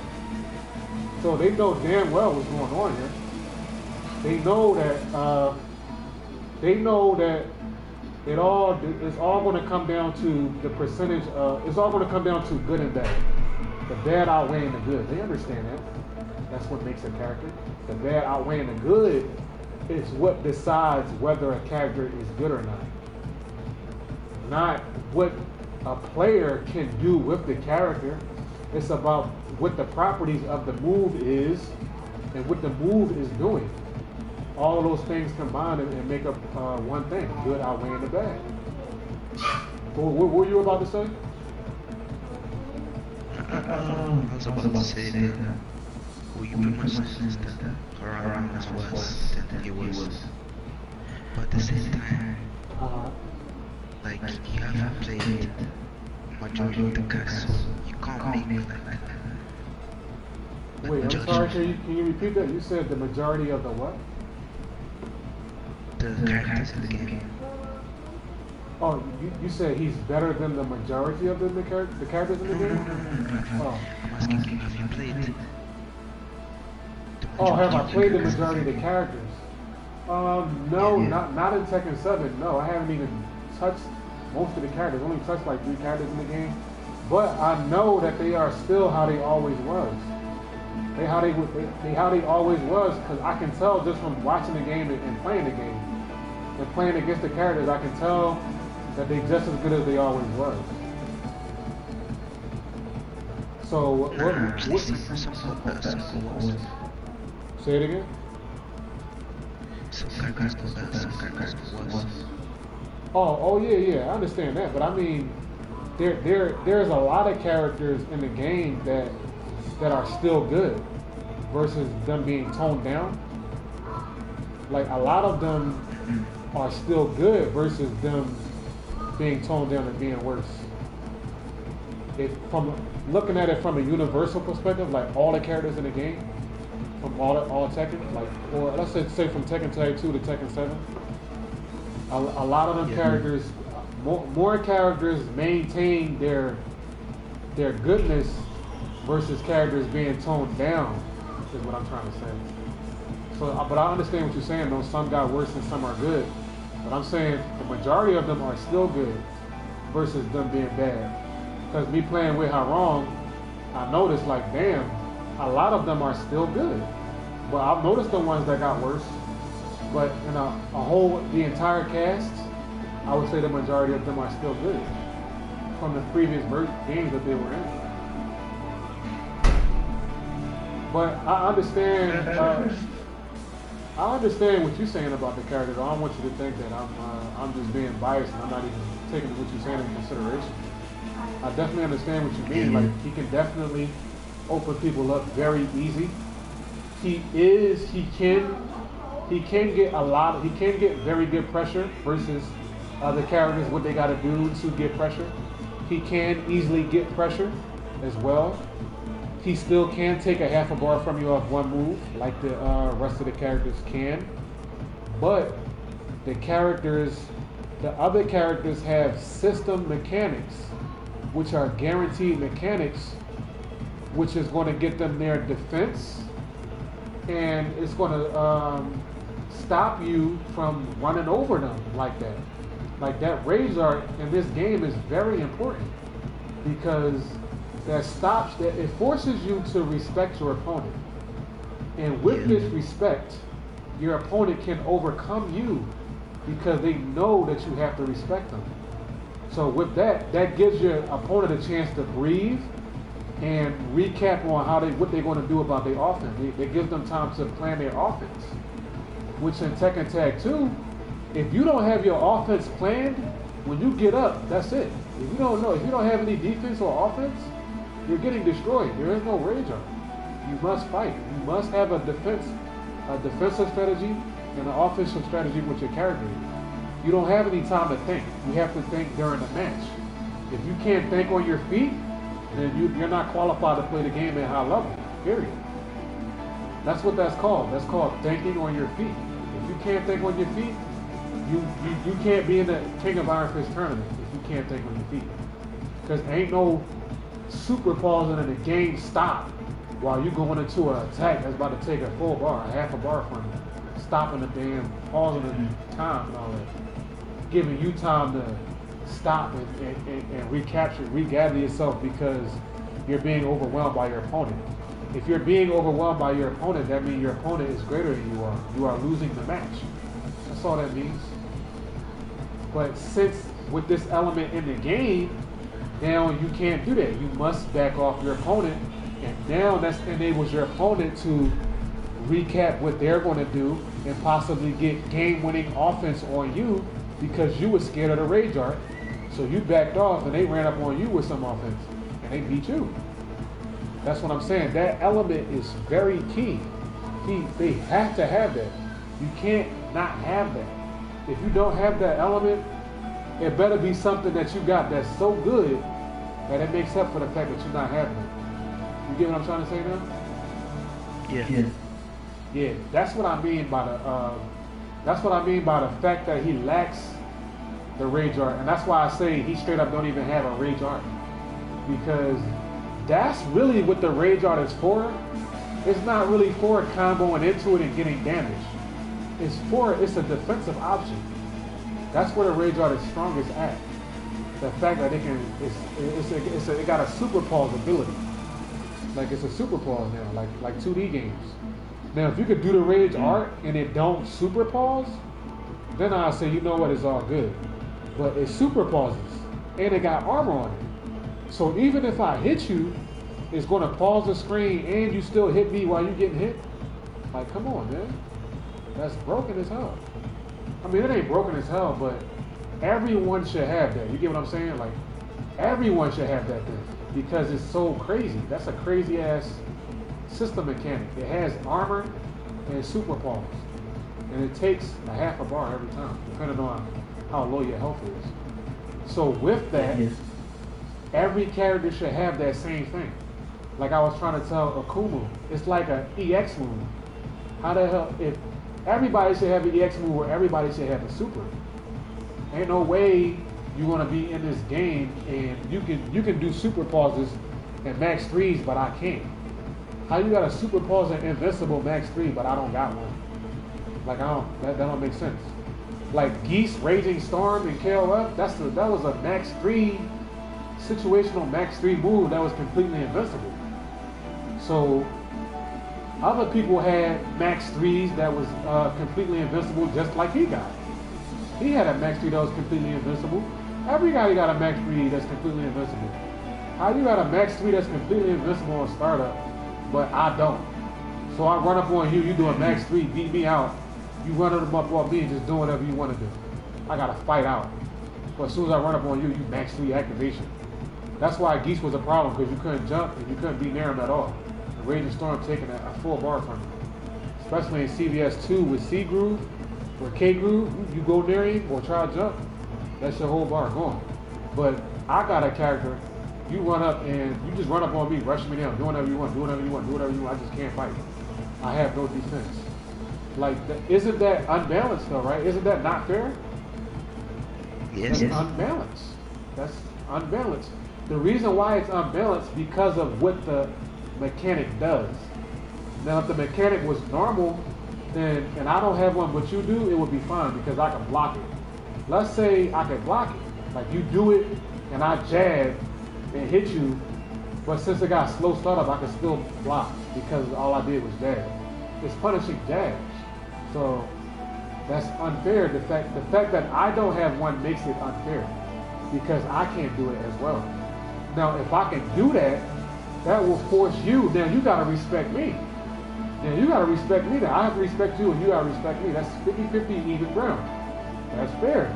We both on this equal playing ground. You gotta respect me, because if you run up on me, I'm mashing rage art. So if you don't respect me, you get hit with the rage art. Same with you. If I don't respect you, I want to keep rushing in with Hwoarang and doing tap, tap, switch stance, tap, tap, switch stance. And you can mash rage art and win. So I have to respect that you can do that. Now when you're health low, I have to be cautious on going into Flamingo because you can just mash rage art in the middle of Flamingo and win because I can't block. That's the 50-50 even balance that puts them on an equal playing field. Now, since I can't do that, you can just run up and do all this unsafe shit and just mash low. Keep doing 50-50 lows off the wall like that Paul trip bow shit. He either going to trip bow when you get up or Phoenix Smasher. If I had a rage art, ain't none of that. Ain't no guess on the wall. Now you have to back up. And then when you back up, I'm going to run up on you and get my shit off now. You see how that changes the entire the entire atmosphere of the match? Yeah, they could definitely find something. Yeah, I mean, I know, I'm not saying you don't know what a rage art is or nothing like that, but I'm saying how key the element is in the game, and the fact that he doesn't have these elements and they're not right, they're flawed, that's taking so much from the character because now you can just run up on me and do whatever you want. And now that these Tekkens are high damaging games now, like the damage high, you can launch somebody and get a half a bar off a right uppercut, which it was never really like that. You really need your rage art now. You really need to have some shit like that now. You can't have nobody running up on you doing whatever they want no more. The damage is too high now. And then with all the way you waking up with the new wake up in Tekken 7, like you got that backup shit. They used to roll backwards. Now they get up backing up. You see that, right? How they get up backing up? Yeah. Like, and that, with that, you can't block. You can't block while you're doing that. Like somebody can hit you low while you're getting up. So you definitely need a rage art. He definitely need a rage art with shit like that now. Now, in Tekken Tag 2, you can roll backwards and get away. Now you have to get up all stupid. Now they can pressure you. Now he has no defense for that. So that's why I'm saying, like, that's what makes him bad. He has good offense, but he has no defense. So he has no balance to make him a good character because he don't have a balance. So you just have to be a smart ass, you have to be a smart Tekken player, and you have to be really good with the character to win. This is why it's a billion Hwoarangs, and the only nigga that's doing good is Speed Kicks. Because of that. All Geeses are doing good, all these Akumas doing good, all these Pauls and shit doing good. Why ain't all these good ass Hwoarangs on stream winning? Because of that. That's why. Yeah, I agree with that. I mean, thanks for talking to me though. I mean, Akumu, he pulled you out because he was just looking at me. He basically was just stereotyping me, in my opinion. And he was saying he actually thought that I was only good with Hwoarang. I'm equally good with all the characters that I like to play with. But like I said, I only been playing with Hwoarang because I wanted to get Tekken guy with him. Right now I'm playing with Katrina. I like her. She's okay, so now I'm messing with Katrina now. But if I take the time out to learn all the characters, I will win. Like for example, I can't really win with nobody else right now in this current state in Tekken 7. But if we play Tekken Tag 2, I'll destroy you. I'm equally good with any character that I play with without having to practice. I could just turn on Tekken Tag 2 and be equally good with any character. I could turn on Tekken 5 and be equally good. I could turn on Tekken 6 and be equally good with who I'm playing with. But with this new Tekken 7, huh? What's your secondary character? My secondary character, honestly, I don't have one right now. I don't even have a secondary. The secondary that I used to play with, they're not in this game. I used to play with Beck and Bruce. They're both not in this. So now I have to learn somebody. I gotta get used to playing with somebody else. Because my characters was Bruce, Beck, Hwoarang. Who else did I play with? I was good with Paul. I was good with the Mishimas. I was good with Jin as well. So I was good with Jin. I was good with Paul. I was good with the Mishimas, and then Beck and Bruce. That's who I was playing with Tekken, and I was also good with Steve as well. But they switched Steve up, so I stopped playing with Steve because he got too different from me. But those were who I was good with. But since, for me, it hurts me because Beck and Bruce is not in the game. Like, if Bruce was in the game, I honestly would have ranked up with Bruce before I even touched Hwoarang. Because I really like Bruce better a little bit. I'm kind of on the fence with Hwoarang versus Bruce. I really like Bruce better, but he ain't in here, of course, and Beck is not in here, of course. Like, if Beck was in here, I would equally be able to, if they was in here, I would be able to switch up between Beck and Bruce and be equally good. I'd be able to be equally good with Beck and Bruce. And then I stopped playing with Jen for so long because I started playing with Beck and Bruce heavy so much more that I kind of fell off skill-wise. So I would have to get into the lab with Jen and just start getting the experience back up with playing with Jen again. But if you give me a month or two, I'll be right back on that level with Jen though. It's not hard. But that's what's hurting me is because my characters are not in the game. Like the people I used to play with are not in the game. I hope they come in DLC, but for now I would just. Yeah. How about you? Who is your secondary? Do you got any secondary? I think I have many. Say it again. Yeah, I play cases like Tekken, like these, or Oh, you got a couple. yeah. Oh, that's That's good. really. So so Gigas is not really a good character? I didn't know that.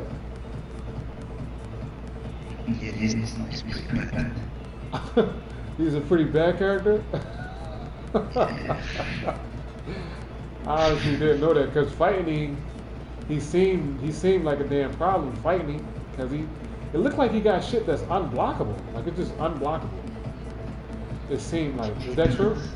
But at the same time, yeah, it does. But at the same time, like you can counter it easy. He can what? You can counter it easy. Oh, it can be countered easily. Oh, I didn't know that. See, I didn't know how to beat it. I didn't know how to beat you. It's like once you actually learn to match up. Yeah, I would see the flaws in the character, right?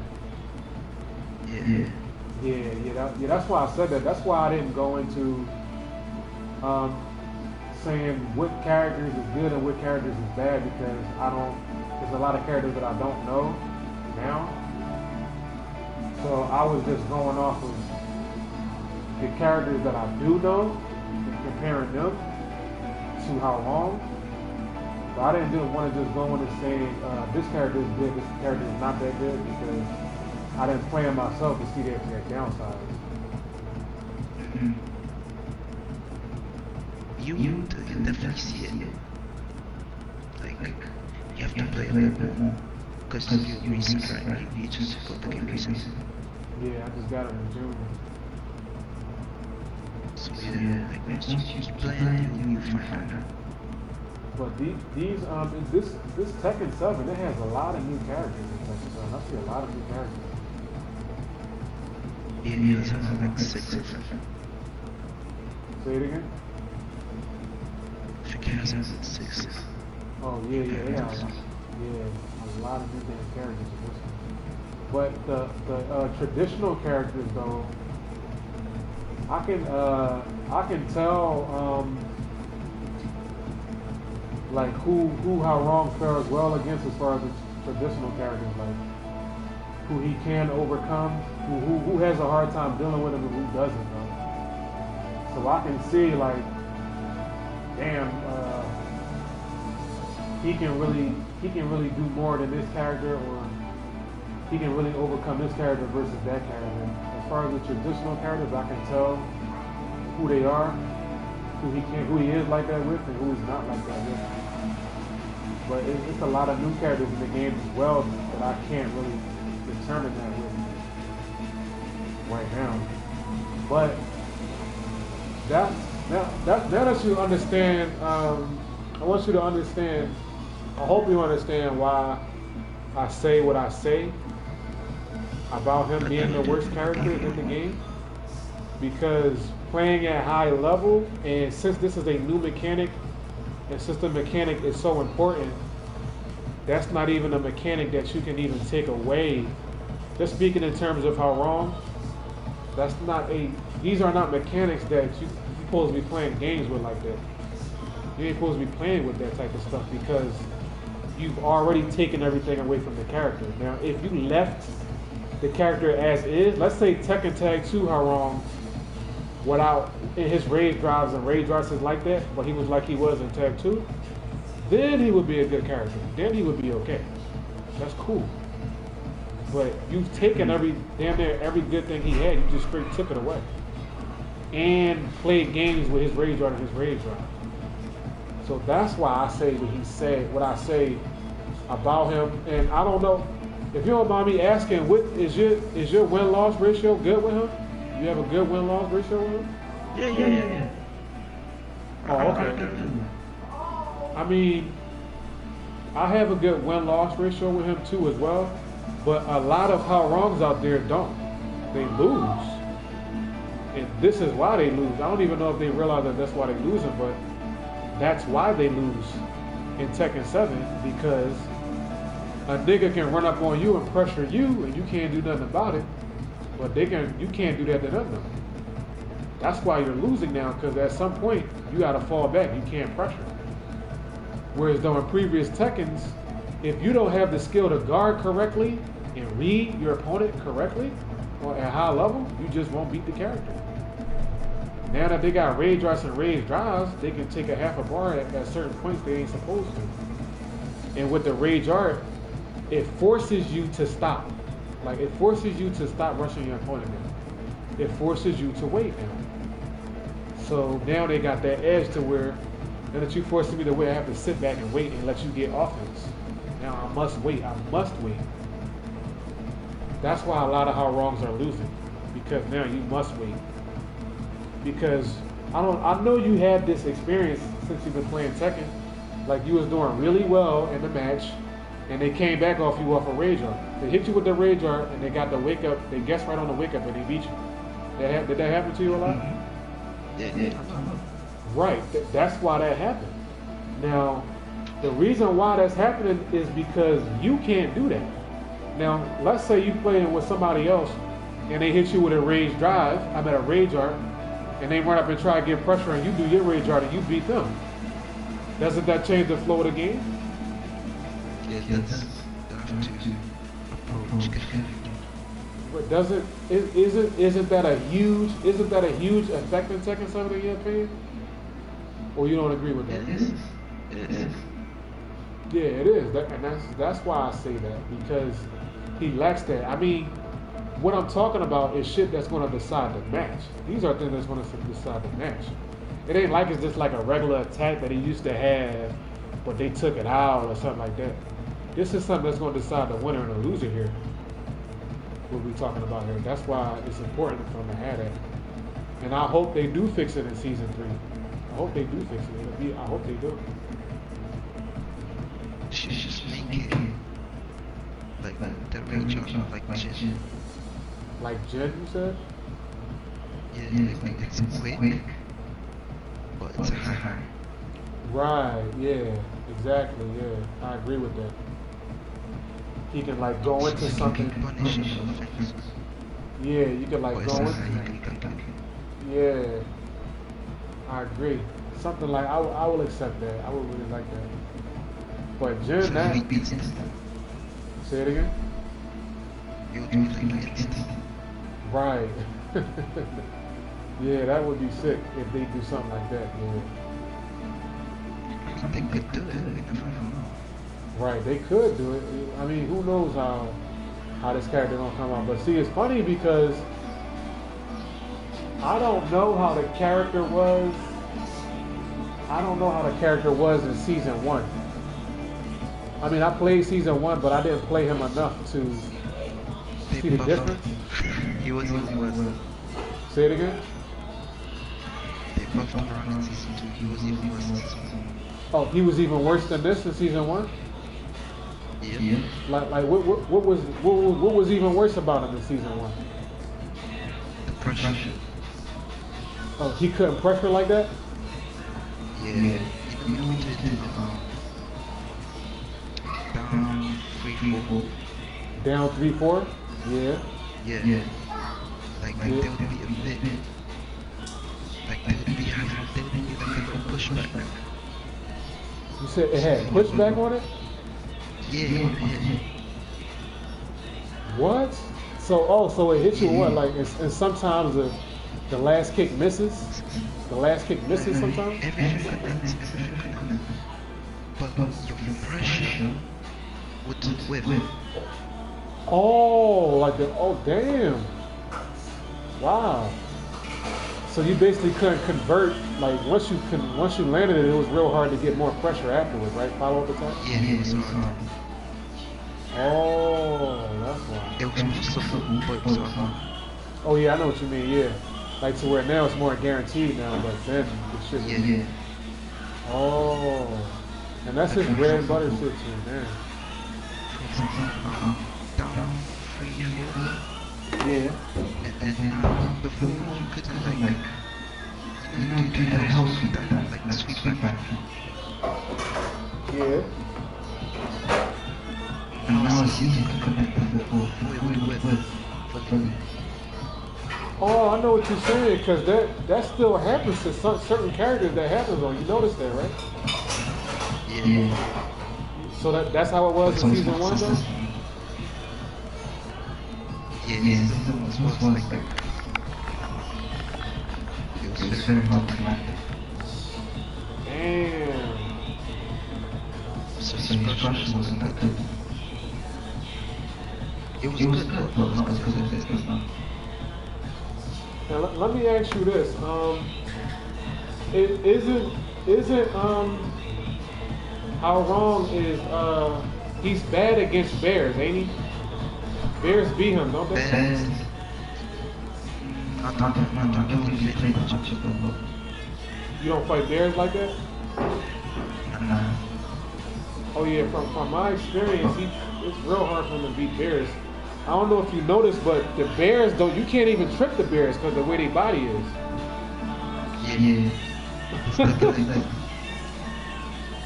Oh, you did notice that, yeah. You can't trick them because of the way their body is. That's weird as hell.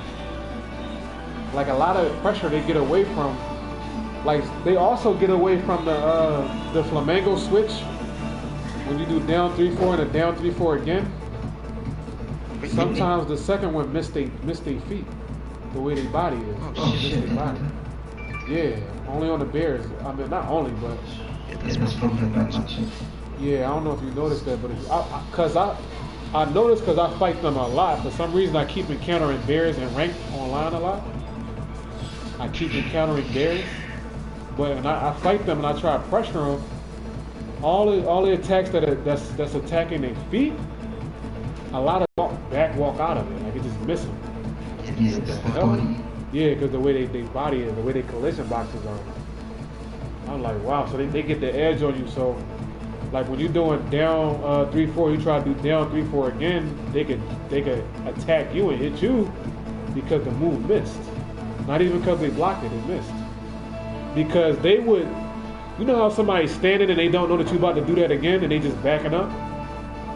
Yeah. Like, yeah, they could just back up away from it without even knowing that you're about to do that and just be jabbing randomly because of the way the body of the character is. Yeah, and then they just hit you. You just stuck and they hit you. They ain't even blocking or nothing. They could just hold back on accident because they don't realize what's going on, but that's how it is. So that's why it's hard for him. And also Jack. Yeah, you'll see if you play him enough. Jack as well. I don't know if you fought Jack a lot, but you know his triple kick. Jack don't get hit by the second kick. I don't know if you noticed that. Really? Shit. Yeah, if you notice, Jack don't get hit by the second kick out of it. So if you do the second kick, he gonna block the first one. The second one just gonna whiff his body because of the way his body is. And he'll get hit by the third kick though. Yeah, the second kick whiffs his body. And that's an important move in that match, but that shit whipped his body though. I hate that. That happens on Jack's. Yeah. Yeah, they need to fix that. Yeah, that's real nutty. That happens on Jack. Because season 3, we don't know what's gonna happen. Yeah. Maybe he's gonna become infested almost.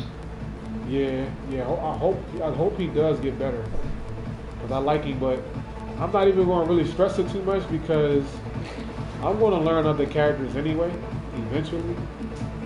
So if he nutty, I'm still going to learn Jin and the other character that I used to play with. Anyway, I'm just forced to play with somebody else. But I was just giving my analysis for people that's trying to say, you know how people say, oh, why are you complaining? He's a good character as a mom. This character doing this. You got this good ass character, yada yada yada. That's why you won, because you was able to do this, that. They're not understanding that it's the talent. When I'm beating you, when you're winning as a Hwoarang player, you're winning off pure talent. You're not winning off they made the character overpowered. You're winning off pure talent. Because the character is actually bad. But since you don't have knowledge of the character, you're just going off what you see, you think you just winning because, oh, you just mashing, you're mashing. No. Like if you win, if you're winning with Hwoarang, you're winning because you're a talented Tekken player. You're not winning because the character is just broken or he just got a good rush gun ability. You're winning off talent. Because you have to know when to attack and when not to attack with your opponent and all that. Because as a Hwoarang player, you understand that you can lose a half a bar off one mistake. So if you understand that, that means you have to play according to how your character is, and that's talent. To be able to make adjustments mid-match, that is talent. It requires talent and smarts to play like that. But the Tekken community don't understand that. Like Akumu was saying, Hwoarang is just good. He got good. You can just really mash and just go with the strings and just string your opponent up. That's actually highly difficult to do. It's not easy to do at all. That's highly difficult to play like that. That's why the only people that I've seen playing like that is me and Death Hit. As far as the Tekken 7 community, I've never seen nobody else use strings, offensive strings, and overcome their opponent like that. I never really seen nobody play like that. I usually see Hwoarang's playing, you know, safe jab. They do that back blow jab. They do left right into right axe kick. The down forward 4 out of the double punches. They play like that, real safe. They don't really do strings because they understand how difficult it is to play like that and what will happen to you if you get caught. You get caught one time. So it's skill trying to win with this guy. It's not even easy. It's like high levels.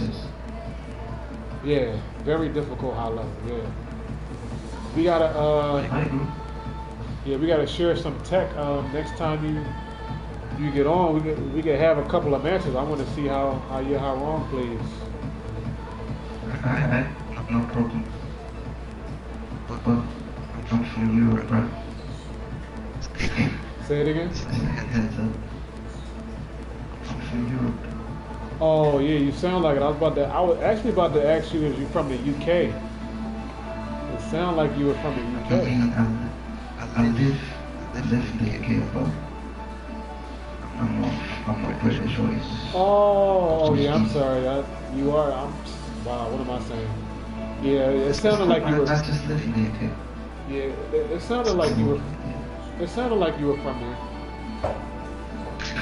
Because personally, I watch a lot of I watch religious debates, and a lot of those take place in I don't know if you heard of the Speaker's Corner out there. There'd be a lot of guys from there, and they all got the same accent. So I could kind of tell when somebody from that part of the world is when they from there through their accent. Yeah, it's different. And so you that means you from the same area King J is from there, huh? Yeah, pretty much. Yeah, y'all sound the same, yeah. How is the Tekken community out there? Is they strong? Is a lot of strong players out there? Yeah, It's getting better, man. Oh, it's getting better up there? yeah, Yeah, it's growing. It's growing every, like, now there's more cities that I can see. Uh-huh. So, like the Tekken services are growing more and more and more. Oh, wow. Yeah, because before, not many people used to play. Yeah. But now, like, Tekken services has become so much of a phenomenon, so there's lots of players coming from out of nowhere. Oh. And yeah, so we're growing as a community. And actually get better. Oh, that's good. That's what's up. I didn't know that y'all I didn't know that the Tekken community was good out there. I actually didn't know that. Yeah, definitely, bro. Yeah. London, Manchester, Birmingham, Newcastle, those communities now. Oh, wow. So y'all got a nice offline community out there. Yeah. But the problem is, like, where I live, Uh-huh. like, I can't play with no one. I have to travel. Oh, you have to like travel to places where the community is, like the. Yeah. Oh, I see what you're saying. I mean, for me currently in the U.S. in my current location, that's how it is for me. But luckily, since I'm a seasoned Tekken player, I don't really need to. Online is good enough for me to hone my skills. Playing online is good enough for me because I've been playing offline so much. And since Tekken is traditional, it's good. So it's like, with me, it's muscle memory. So I don't have to go to tournaments often to stay relevant.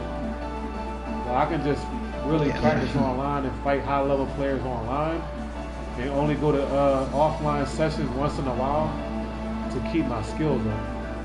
Yeah, mix it up. Mix it up. Yeah. Don't just think that online stuff, that's just gonna make you bad. Oh yeah, definitely. Yeah, that shit'll break you. Yeah, I know that. Online is, that's not somewhere where you will want to level up. I realized that because when my first started going offline, it was like a year ago. So I'm like an online warrior. I kept playing online and then I said, okay, I'm going offline. I played offline and that shit was completely different. Yeah, it is. And I was like, yo, what's going on? Like, my shit is not like, what do you do? This doesn't work. So yeah, my mind got fucked. Because I was thinking that everything would be the same. I learned a lot. I don't want to learn out a lot. So now, my mentality is like, train online, but at the same time, go offline. So, Yeah, I was just saying, where I'm at, in the area I am, I'm 4 hours away from my local city, so I really can't just go to locals like normally. Like to even go to a local normally, it's a battle for me. I would have to like travel far too. That's all I was saying. But like, yeah. That's why I was saying, like, I'm glad that Tekken is still traditional, but I've only been out here for a few years, but I'm from the big city, so I always was able to play offline and compete and not have to worry about that, but ever since I've been here, it's been an issue with going back and forth. That's why I said I'm glad that Tekken is traditional, so the fact that I'm not able to play offline as much, I don't have to worry about, damn, like, you know, getting mixed up between online and offline. Because for me, since the game is traditional, when I play offline, I don't know for you, but for me, I have that muscle memory of playing offline. and I don't play online enough for online to affect my offline ability. Like I said, I just got this game in June. I just started playing this game online in June. Other than that, I've been playing the game offline really. I haven't really been playing it online. So, right, yeah, so I've been playing it offline so much. Yeah. Me, I've been playing online my whole Tekken career. Oh, damn, really? That long? Wow. Yeah. Oh, I know how that is. Playing competitively like 2 years now. Oh, wow. Oh, cool. So you haven't been to... What are you saying? No. Oh, yeah, I was saying, I never been to a Tekken 7 tournament before, but I feel as though that I'll do well if I go to my first tournament. My first Tekken tournament, I believe I'll do well because I haven't been to, when Tekken Tag 2 is out, I skipped like 3 or 4 majors, and I was playing online. And I went to Defender North, and I got 3rd place at Defender North. And I didn't go to no majors. I wasn't playing offline. I wasn't playing in no sessions or nothing. I was just playing online for fun. And I went to a major, and I got 3rd. And it was a good major. Fighting GM was there. He got 1st. But it was good competition there. It was damn good competition. And I got 3rd there. And I didn't feel like rusty or like, damn, the game feels faster now. I'm playing offline and the game feels faster or anything like that. I didn't have those issues. Like, I mean, I lost. I mean, I did lose from lack of not playing competitively, but the game in general still felt the same. Like the game still felt the same for me, and I was playing online a lot, and I missed a couple of majors before I went to that major. But the game still felt the same for me. For me, like the problem of like switching from online to offline is the time. Yeah. Time is the difference. Yeah, it is. I mean, the monsters that they use is different to what I have. So the time is completely different. I have to adjust a lot. yeah. It's kind of hard because you don't have much time to adjust. Exactly. No, you don't get enough time to.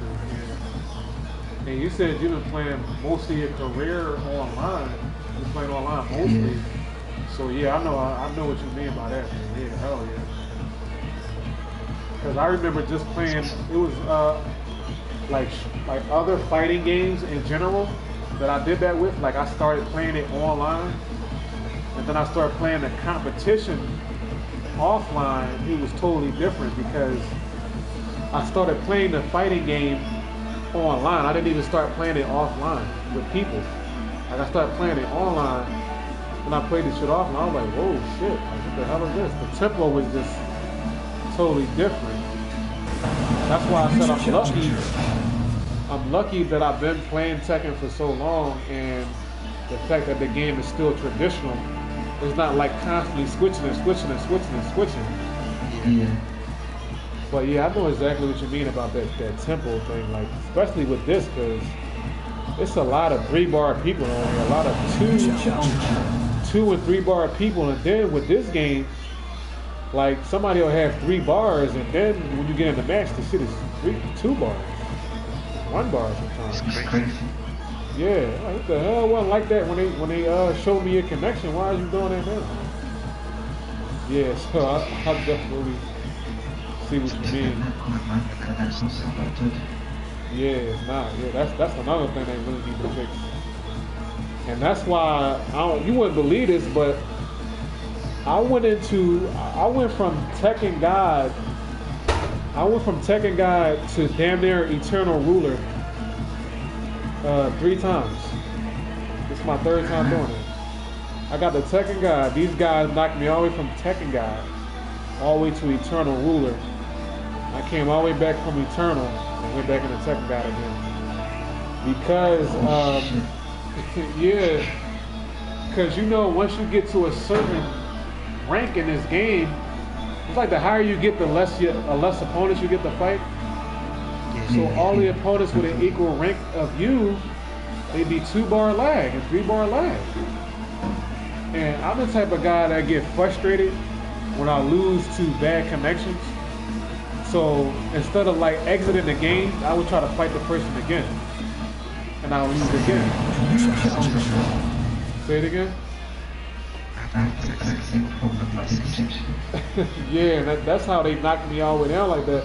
Because I could have easily said, you know what, that was a 2-bar, I'm out. I ain't going to fight you again. But I know if I go back into the lobby, I'm not going to get another opportunity to fight nobody. So I got to fight you if I want the rank.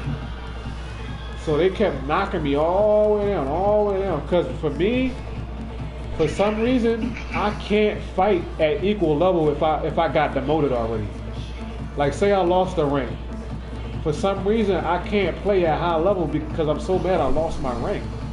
So that my next opponent I run into, he gonna beat me because I'm so mad that I got demoted. That I can't fight. Because I know I didn't get demoted off skill. I got demoted off a bitch ass 2-bar, 3-bar. You ain't beat me with good shit. You beat me because it's so slow. Like the connection is slow. Like it feel like you're playing underwater. Your hands is underwater or something. That's how I feel. So I began so upset that I lost to that I just don't play right in the next match. And then I end up getting demoted by somebody else. And then I get demoted by somebody else. All the way down from, I said that myself, like, how do you go from true Tekken guy to Eternal Ruler? And then all the way up from Eternal Ruler, all the way back up to Tekken guy. And then the same shit happened again. They beat you again and knock you all the way back down to Eternal Ruler. You gotta come all the way back up there. Did you say that happened to you? Not that bad. Oh, not that bad. Oh yeah. That shit happened. This is the 3rd time. But I just got back in the experience. Say it again? Because I played this game longer than I did.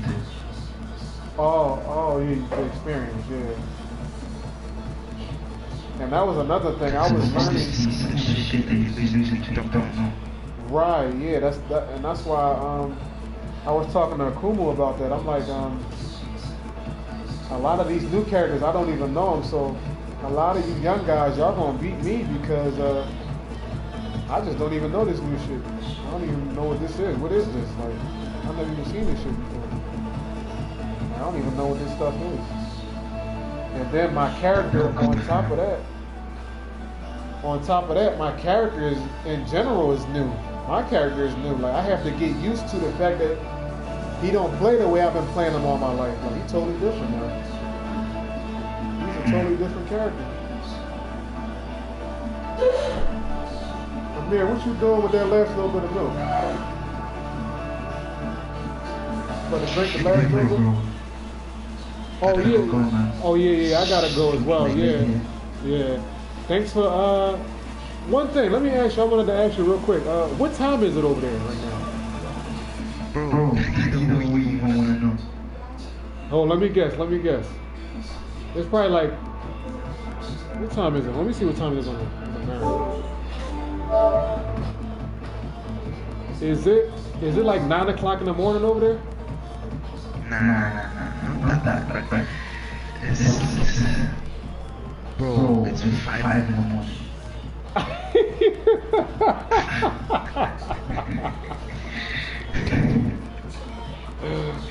What? So you talking to me right now at 5 o'clock in the morning?